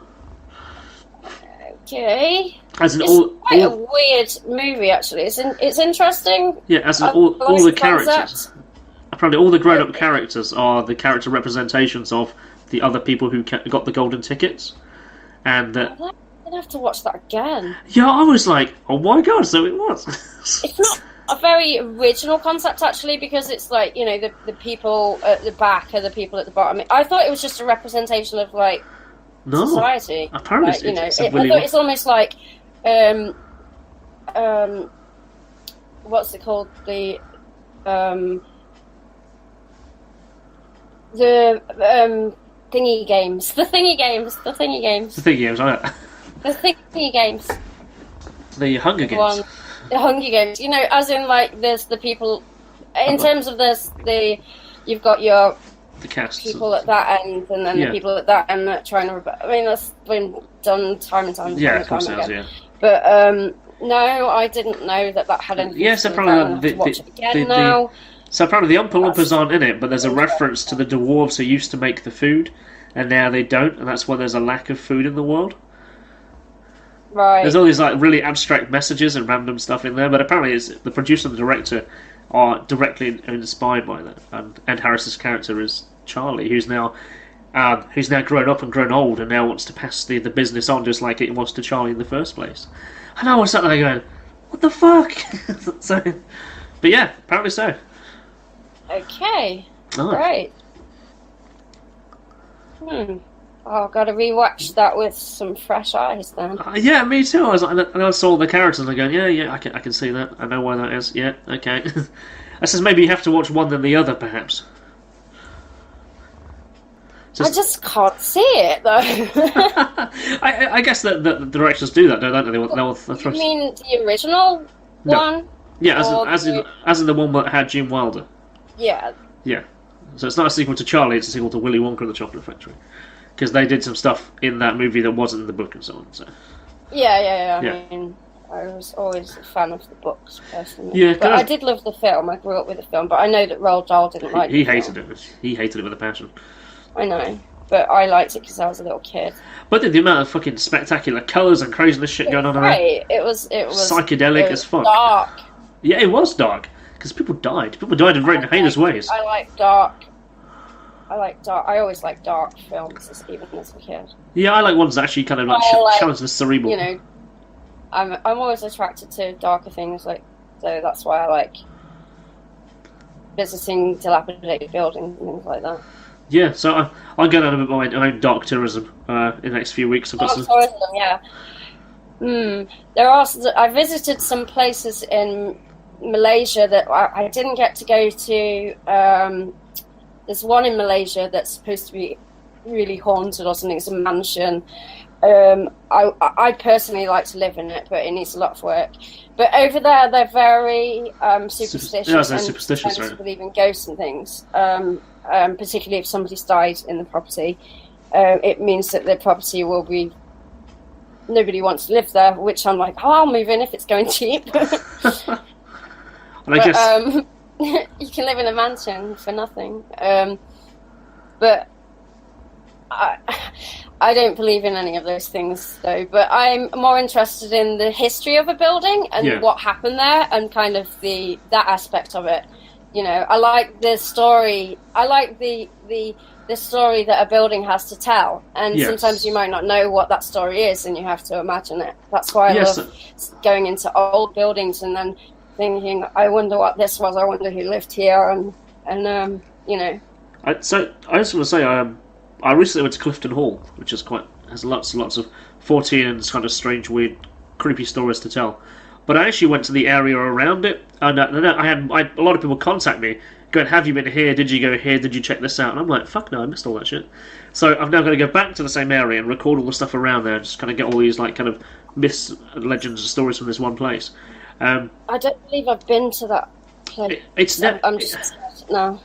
Yeah, so I actually was involved, well, sort of. There was the former owner, his guy was Ramwar Rashid. He bought it in 2012 for like $2.5 million. It used to be a school. Before that, it was a mansion owned by the Clifton family. He then claimed that it was haunted.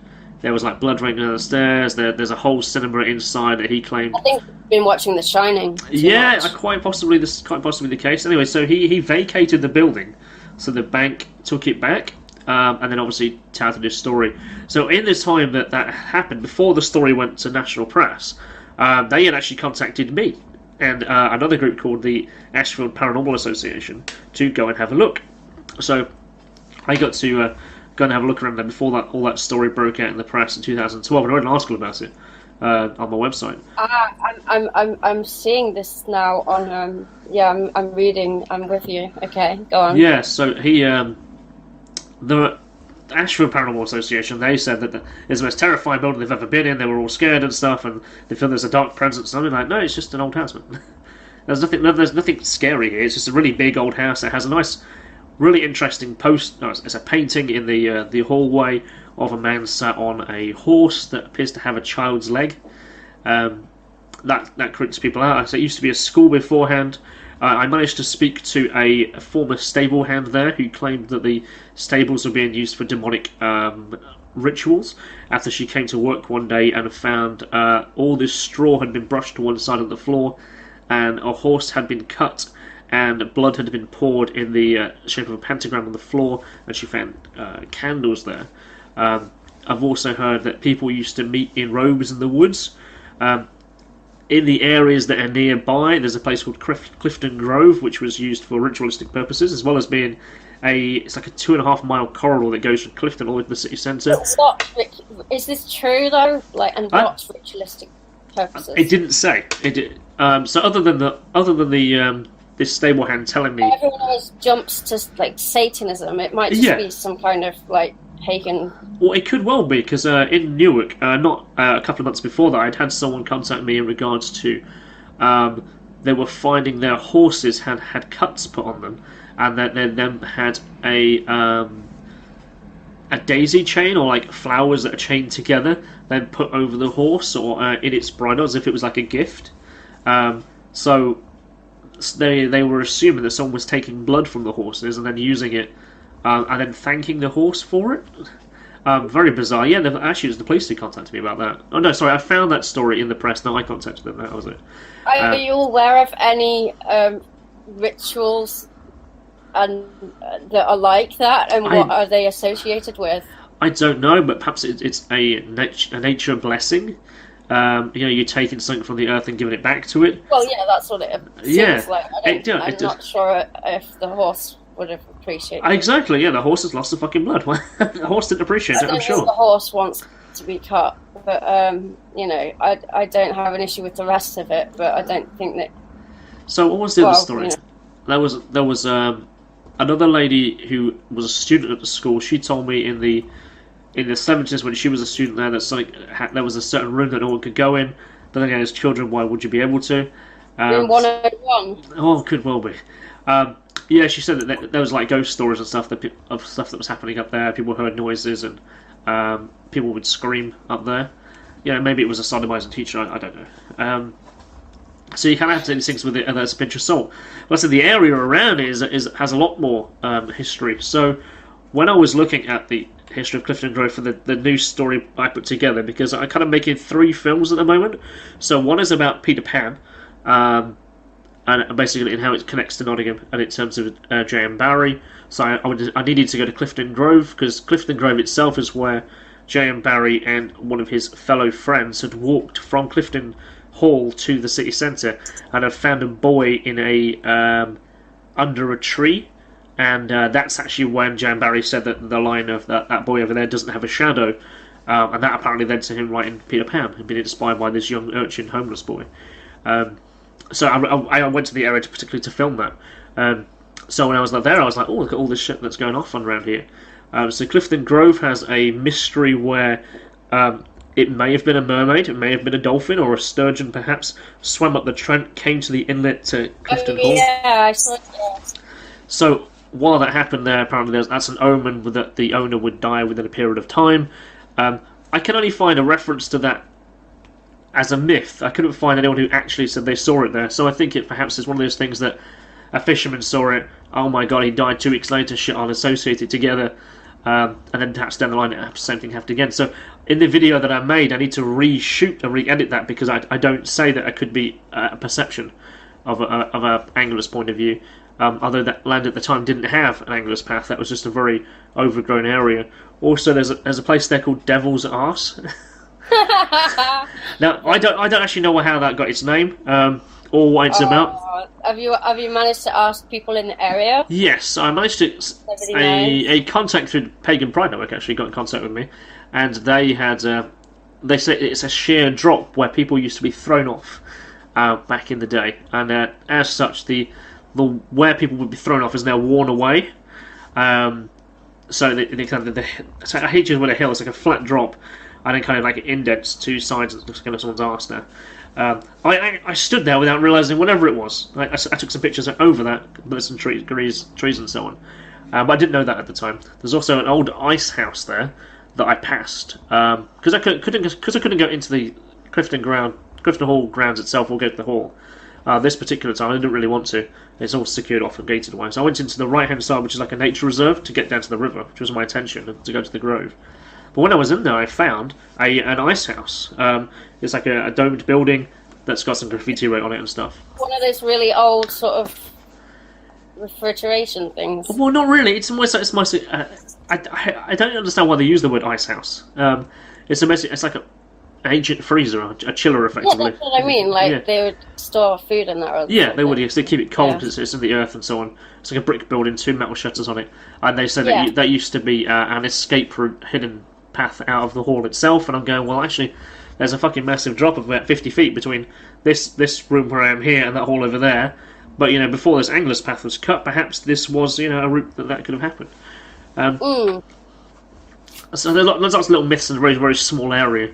The thing is, it's in completely the other side of the city. So it's a bit of a pain in the ass to get to, unfortunately. But yeah, I'll go down and do some more filming around there, talk to some of the local people and see what they have to say. There's a guy called Frank Earp who runs the Nottingham Hidden History Society. He's like in his 80s. He's we've been communicating quite a few times on a few different projects, but trying to nail them down to get a meeting together between me, him, his son, and his little group is just a nightmare. They go, oh, let's get something together. You try and organise, and it never happens. So it's not good. I can just imagine the devil's arse being like one of those stories that you tell your kids at night, like, you better be good or we'll throw you down devil's arse. That's it. Yeah, but I think that's how stories develop like that, isn't it? Because when you throw like Christian superstition upon things, where it's a dark place, there's no lights, it's well off the main road. You have to go through a very, very small village. Your brain's gonna go a certain way. Yeah, anyway, of course. Always. Yeah. and then you go down the pub and you pass on your story about, oh yeah, I was walking down the road, I swear I saw something, and then someone else goes, oh yeah, I did as well, and it's like, no, you're all just drunken old people that have just been walking down these places late at night. And yeah, so Sylvia's uncle, he told me a story from the same area where he was leaving Clifton Grove, having been fishing, and then he came up and there was a lady that spoke to him at a fence at a cottage. She was chatting with him, talking to him, and then when he reached the end of the road, he turned around to wave goodbye, and the cottage and him the lady he was talking to was gone. The whole cottage? The whole cottage and the lady had disappeared. Now, so I've been to that very area where there is only one path in and out of Clifton Grove as such. In that whole area, there's only one road in and out. So I'm well aware of where he came in, I must have been. And I was looking at the cottages that are there, and like they are quite far back from the road. And where I was stood going back out towards now what is Clifton University, Clifton campus, you can look back and see the fact that the bushes do kind of cover the houses. You literally wouldn't see them as if it was one whole continuous hedge. Yeah. And I was like, I see what happened. See what happened there. Yeah. That's how he was stood looking at the end of this road and going, they've all disappeared, because the way the hedges all line up together, it looks like the hedge is going outwards. You couldn't see it. But it's quite interesting to see that, actually, going, oh, I see what must have happened to how he thought it disappeared. But had he had a few bevies down there while he was doing his angling.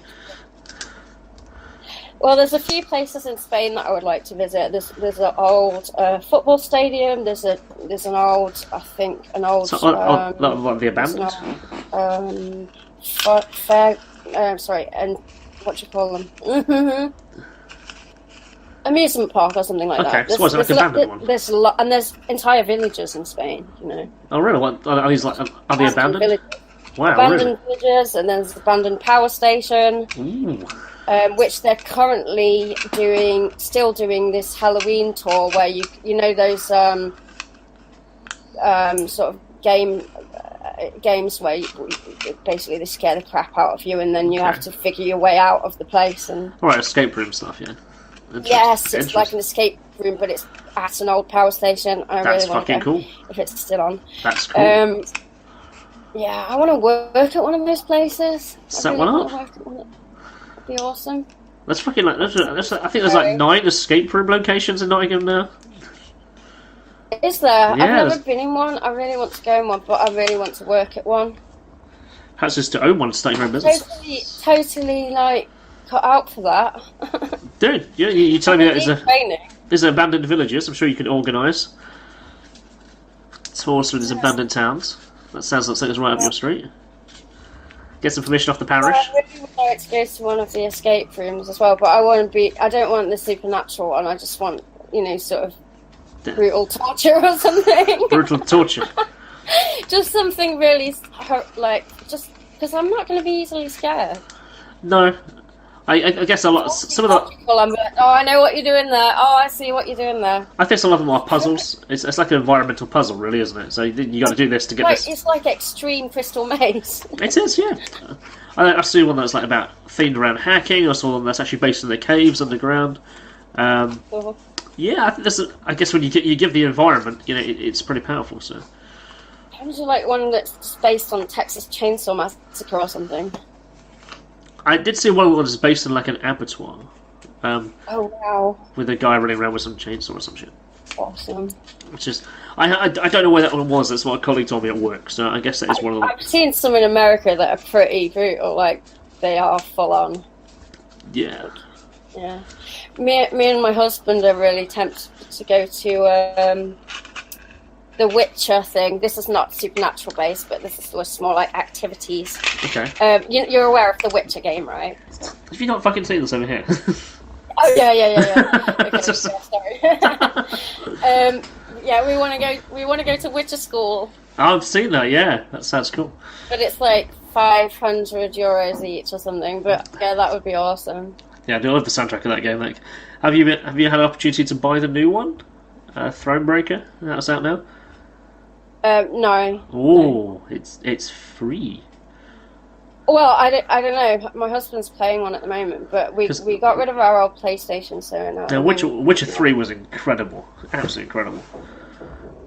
In every way possible, I love the game. But no, so Thronebreaker is a story about Gwent, but it is a top-down experience where you can go and explore a city and a town. It has all the Witcher story, all the original voices and stuff.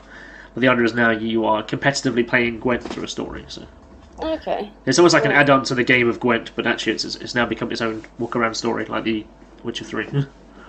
Yeah. Yeah, and I was just thinking, like, having it more like one of those escape rooms, but set in sort of like a Witcher type thing. It can be cool. I wouldn't want to escape, not with him around. So, are you aware of the series that's coming? Yes, Okay. I'm going to be open-minded about it. Yeah, when I saw Henry Cavill cast, and I was a bit like, No, my husband's not happy about that either.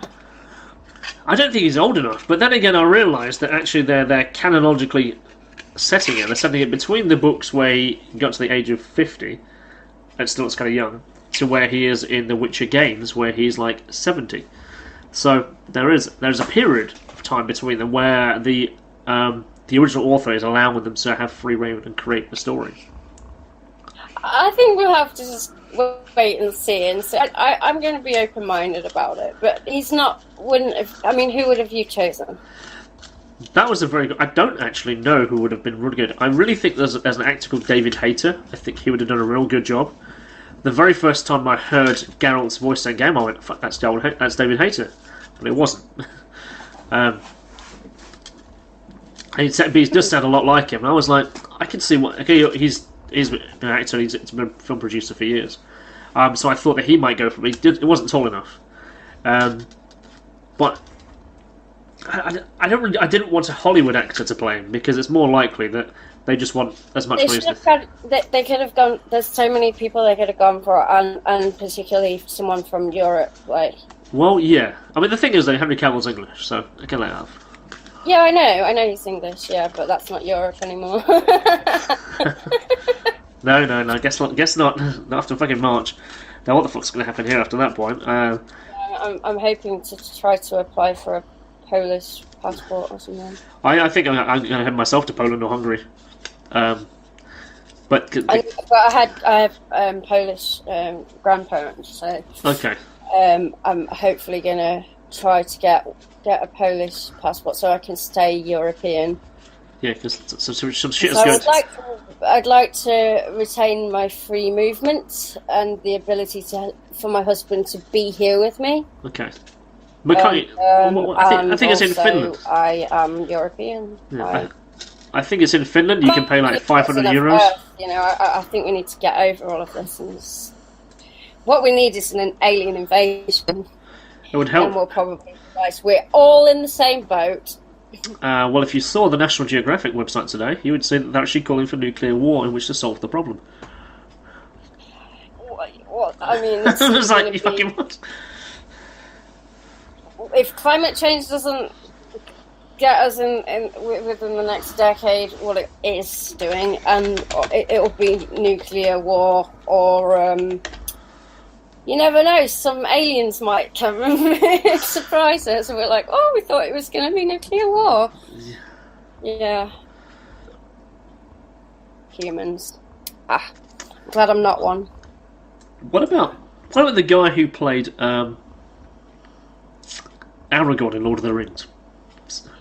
I would say yes to him for absolutely anything, to be honest. He never acted before that or after that. It's delicious. And a very good actor. Yeah. He would have been great, actually. Definitely. Because that was his first acting job, you know. Yeah, he would have been good for that, I think. Yeah. But then, I don't know, I guess people already sort of attach him to Aragorn. Yeah. There was, did you ever watch the independent Lord of the Rings movies? Is that 4 of them? Ooh, which ones? There's one called Born of Hope, which is the story of what happens between Aragorn. The answer is no, but I will do. It's free. It's available to watch on YouTube. It's really, really high quality. It's Aragorn and what's his name? The wizard. The other one. The wizard. What's the fuck his name? The wizard. What, Gandalf? Gandalf. Yeah. It's the meeting that they have. It happens in the movie, but you don't see it directly. You see that Gandalf goes off. It's before he gets to meet Aragorn and tells Aragorn to meet the hobbits at Bree. What happens in that moment there? It's quite interesting. Actually, it's really well filmed. And then there's a feature-length movie called Born of Hope, which is about Aragorn's father and how his mother, how they came together.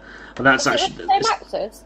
No, that comes out of the Silmarillion, so obviously that's much older. So you see Aragorn as a baby, maybe. But yeah, that's a really good film. Actually, I really enjoyed that. I think that came out in 2010. I think it was. Born of Hope did. I will check those out. Yeah. I think like Hunt for Gollum, I think, is about 25 minutes long. And I'm sure there's been a couple of others independent movies, but they got licensing from Peter Jackson to use his version of Gollum's look and the music. So yeah, definitely worth looking at. Really good. So no copyright infringement there, then? No. All copyright allowed. So, well, copyrights were given permission-wise, I guess. Everyone has permission to use anything of me. Really? Music, bass, whatever. I don't give a shit. I'm going to, like I say, I like to be contrary to everything. So you're going to be Creative Commons Beatrice. Yeah, I am Creative Commons Beatrice. Can come a whole selling point. That's one of the whole section. I am Creative Commons Beatrice. You can use any of my music, but then you probably have to ask me for it because I don't even know where it is online anymore. I still think that. I think as long as credit is given in. Yes, that's what I mean. Look, credit should be given, and that's all you need. I mean, other than that, what's the problem? Well, I guess when it's like a business that people take money out of, I guess. If you're an actor, you made a movie, and then all of a sudden everyone else is copying your movie. Maybe. There's a difference between copying and then just using something in the context of something else. Yeah, because when you look at, say, games like such as The Witcher, games such as Skyrim, whatever, the reason they became popular to the point they did is because people were allowed to mod and add to the game, and then the developers were like, "Shit, we like this, add more." I have a violence mod on Sims, which allows me to kill people. I can shoot, stab, strangle. You strangle your Sims. I'll make you feel so good. Chainsaw.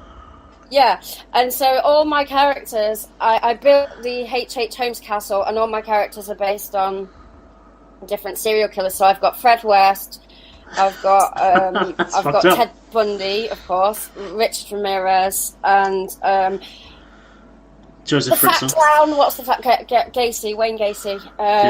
And I think I also had I needed a female one as well. So I had, what's her name? The young little girl. I've forgotten her name. Well, the young serial killer. Yeah. Anyway, so I get through a hell of a lot of NPCs. Butlers. Every time I kill one, another one pops up. That's cool, though. It's twisted. I get it. I have this cellar underneath. I've got two houses. I've got the H.H. Holmes castle, which is a replica of the castle. Yes. And then I've got one that I built, where basically I'll trap people in certain parts of the house, and and then yeah. I only ever played The Sims 1, and I was playing with my friend Kevin's house because I lived there at the time.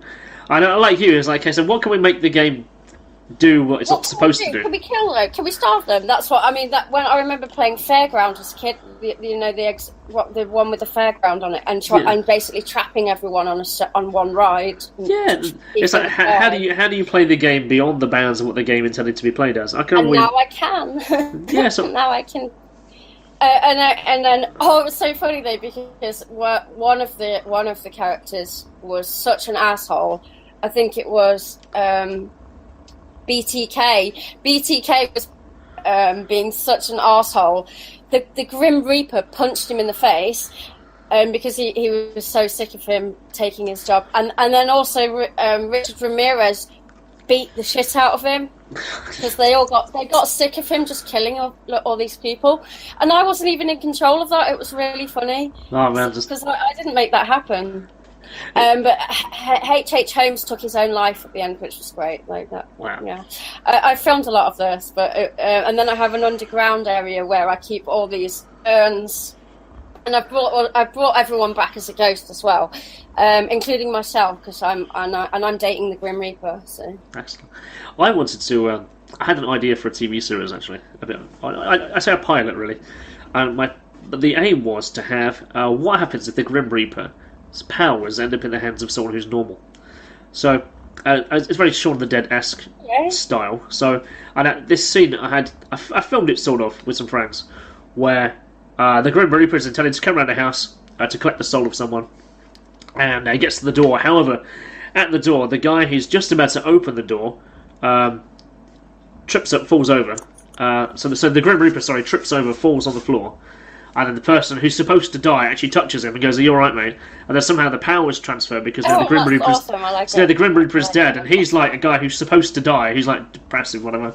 And now then it becomes like a kind of morbid kind of black comedy where it turns out he's accidentally killing people. Yeah, so he's a bit like, what the fuck? He doesn't know that he actually has. So he walks past flowers. I like that idea. He walks past. Almost, that there's a series where I can't remember I can't remember what it's called. It's where basically she's turning into a zombie. Oh, iZombie, yeah. She's turning into a zombie, and it's set in normal like family situation, and her family are trying to cover it up and yes, trying to hide it and trying to act normal, but she keeps eating people and stuff. So no, that's not the one. Embarrassing them. So I was thinking of iZombie. That's something different. Yeah, I think that's on Netflix as well. I can't remember what it's called, but that one's quite funny. That sounds quite cool. You can imagine it being in that kind of feel to it, comedy, black comedy. So I can't. The second part would be how this character progression would be. In fact, there's an entire like Grim Reaper agency who has to collect the souls every day. They have a quota of how many souls they're going to collect. And it's kind of an overworked like office where they have to, but they're so understaffed and undermanned and they have not enough money. They're having to use like a Mondeo as opposed to their carriage and stuff. And Netflix, if you're watching, this is a copyrighted idea, by the way, it's something is copywritten the minute that you come up with the idea. As long as you have it written down, it has to be. It's on video. I suppose it is. There's proof that it was done ahead of time. So then I would like to have a role in it. Oh, so it's like an office where he has to be taught how to be the Grim Reaper effectively. So he's. Did they actually hire him? Well, obviously he's got the powers of death, so he kind of takes over and has to become a member of the death so team. He actually ends up having to be hired. Yeah. And what happens to the other death? What happens to the other Reaper then? He's dead. He's dead. Is he gone? He's dead. Yeah. He's dead. Gone. That's he it. died. So, yes. So everyone kind of has like a kind of black suit on, so they kind of like it's like a modern contemporary look of the Grim Reaper. So they kind of have to wear like black suits. So that way you can set it now. Really, you can buy the sets the equipment kind of cheaply. But yeah, it's set in a simple office in town where there's stacks of paperwork and the souls they're going to collect. What about if he didn't die, but he just ends up being normal and he just wants his job back? But he's maybe that could be like a hobo or something, and he's battling with his own issues, trying to be, Well, because a lot of TV shows work on the premise that the first episode really is, as the viewer, you have to follow someone who's new into the show, and that's your kind of window into experiencing the world as such. So the idea is that you. I'm just thinking maybe like there could be a later subplot about the Reaper, and he's not actually. Yeah, so he wakes up and realises he's a homeless dude, and it's just a subplot. It wouldn't have to be much, but it could be just some homeless dude. And this other guy is like, "I'm sorry, I didn't mean to make you homeless." Like, I didn't mean to. So he trips over, falls on some glass, or hits his head on the concrete doorstep, and then dies. And obviously, he still had the powers have transferred. Don't know how, but then. But like you said, then, doesn't matter. It's fantasy. Yeah, so the Grim Reaper wakes up a few days later, going, "Fuck." I want my job back. Well, you don't work here anymore. You're dead. Me and my friend Jess came up with this really stupid idea it was really like a band and a movie at the same time. Okay. And it was really bad. It was bad but hilarious. It was basically The Grim Reaper comes for a Catholic schoolgirl and a nurse, and then they end up instead of killing them, they end up being turned into zombies because he's bored of his job and he wants to rebel. So he decides, I'm not going to kill them. I'm going to half kill them, and he chooses them because they represent like saving life and stuff. Okay.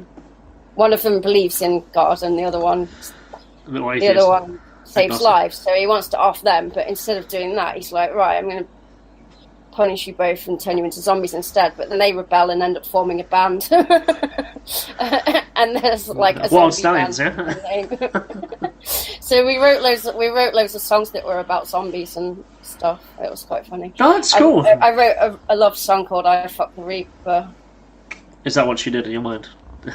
That happens. I'll have to hear the song.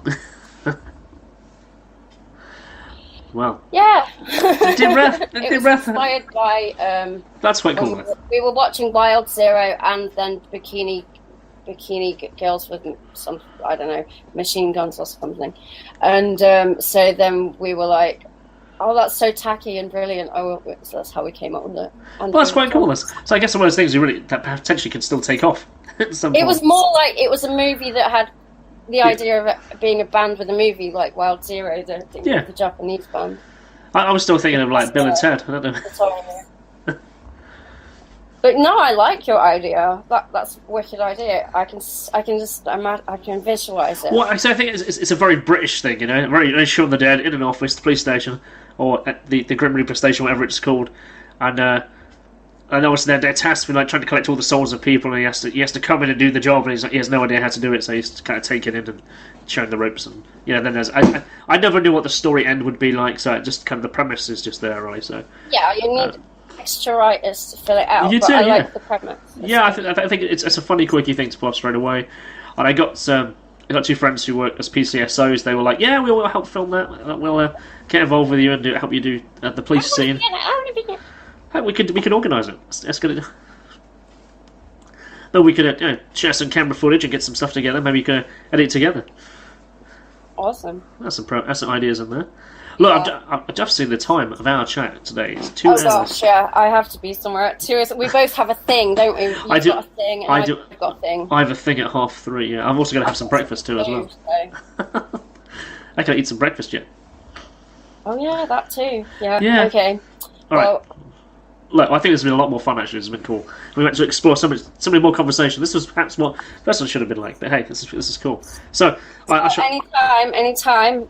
And I'll let you know if I manage to get around any of those abandoned buildings. Maybe I'll do some filming for you. And that'd be pretty awesome actually, because I've got to go some places like over the next few days where I'm going to be recording and taking some footage. So yeah, just show me what you've got. Maybe I can be your off-site reporter. I'll send you some footage, and you can go. This is Beatrice in Spain reporting on some random abandoned house station. Fuck it, do it. Let's do it. She disappeared. We haven't heard from her since, but this is the found footage. And then that could work, that sells to people. People bought the Blair Witch Project. That was terrible. They did. I don't know why, because that film was just terrible. Nothing really happened, but that was the whole point. Nothing happened. I liked it when it first came out. I thought the premise was really interesting. But then so many people have done other things with it. I liked the fact that everyone in the cinema queue thought it was real, or they weren't sure if it was real or not, and I was like, I know it's not. Well, that was one of those, what do they call it, actual reality game.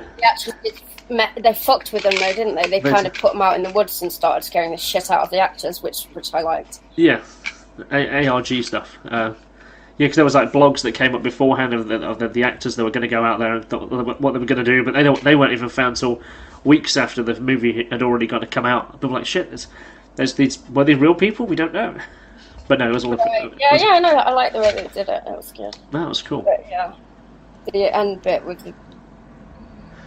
Yeah, I'm sure there was a sequel like last year. There was a sequel a while back. Yeah. No. Yeah, anyway, I'll let you get on with your thing and thing. You enjoy your thing.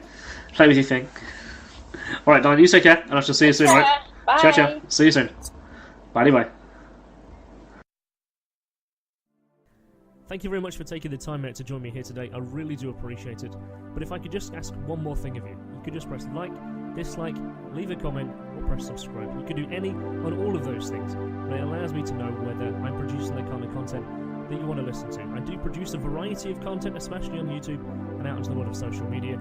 So please, if you would, thank you very much. I'm Kristian Lander. Until next time.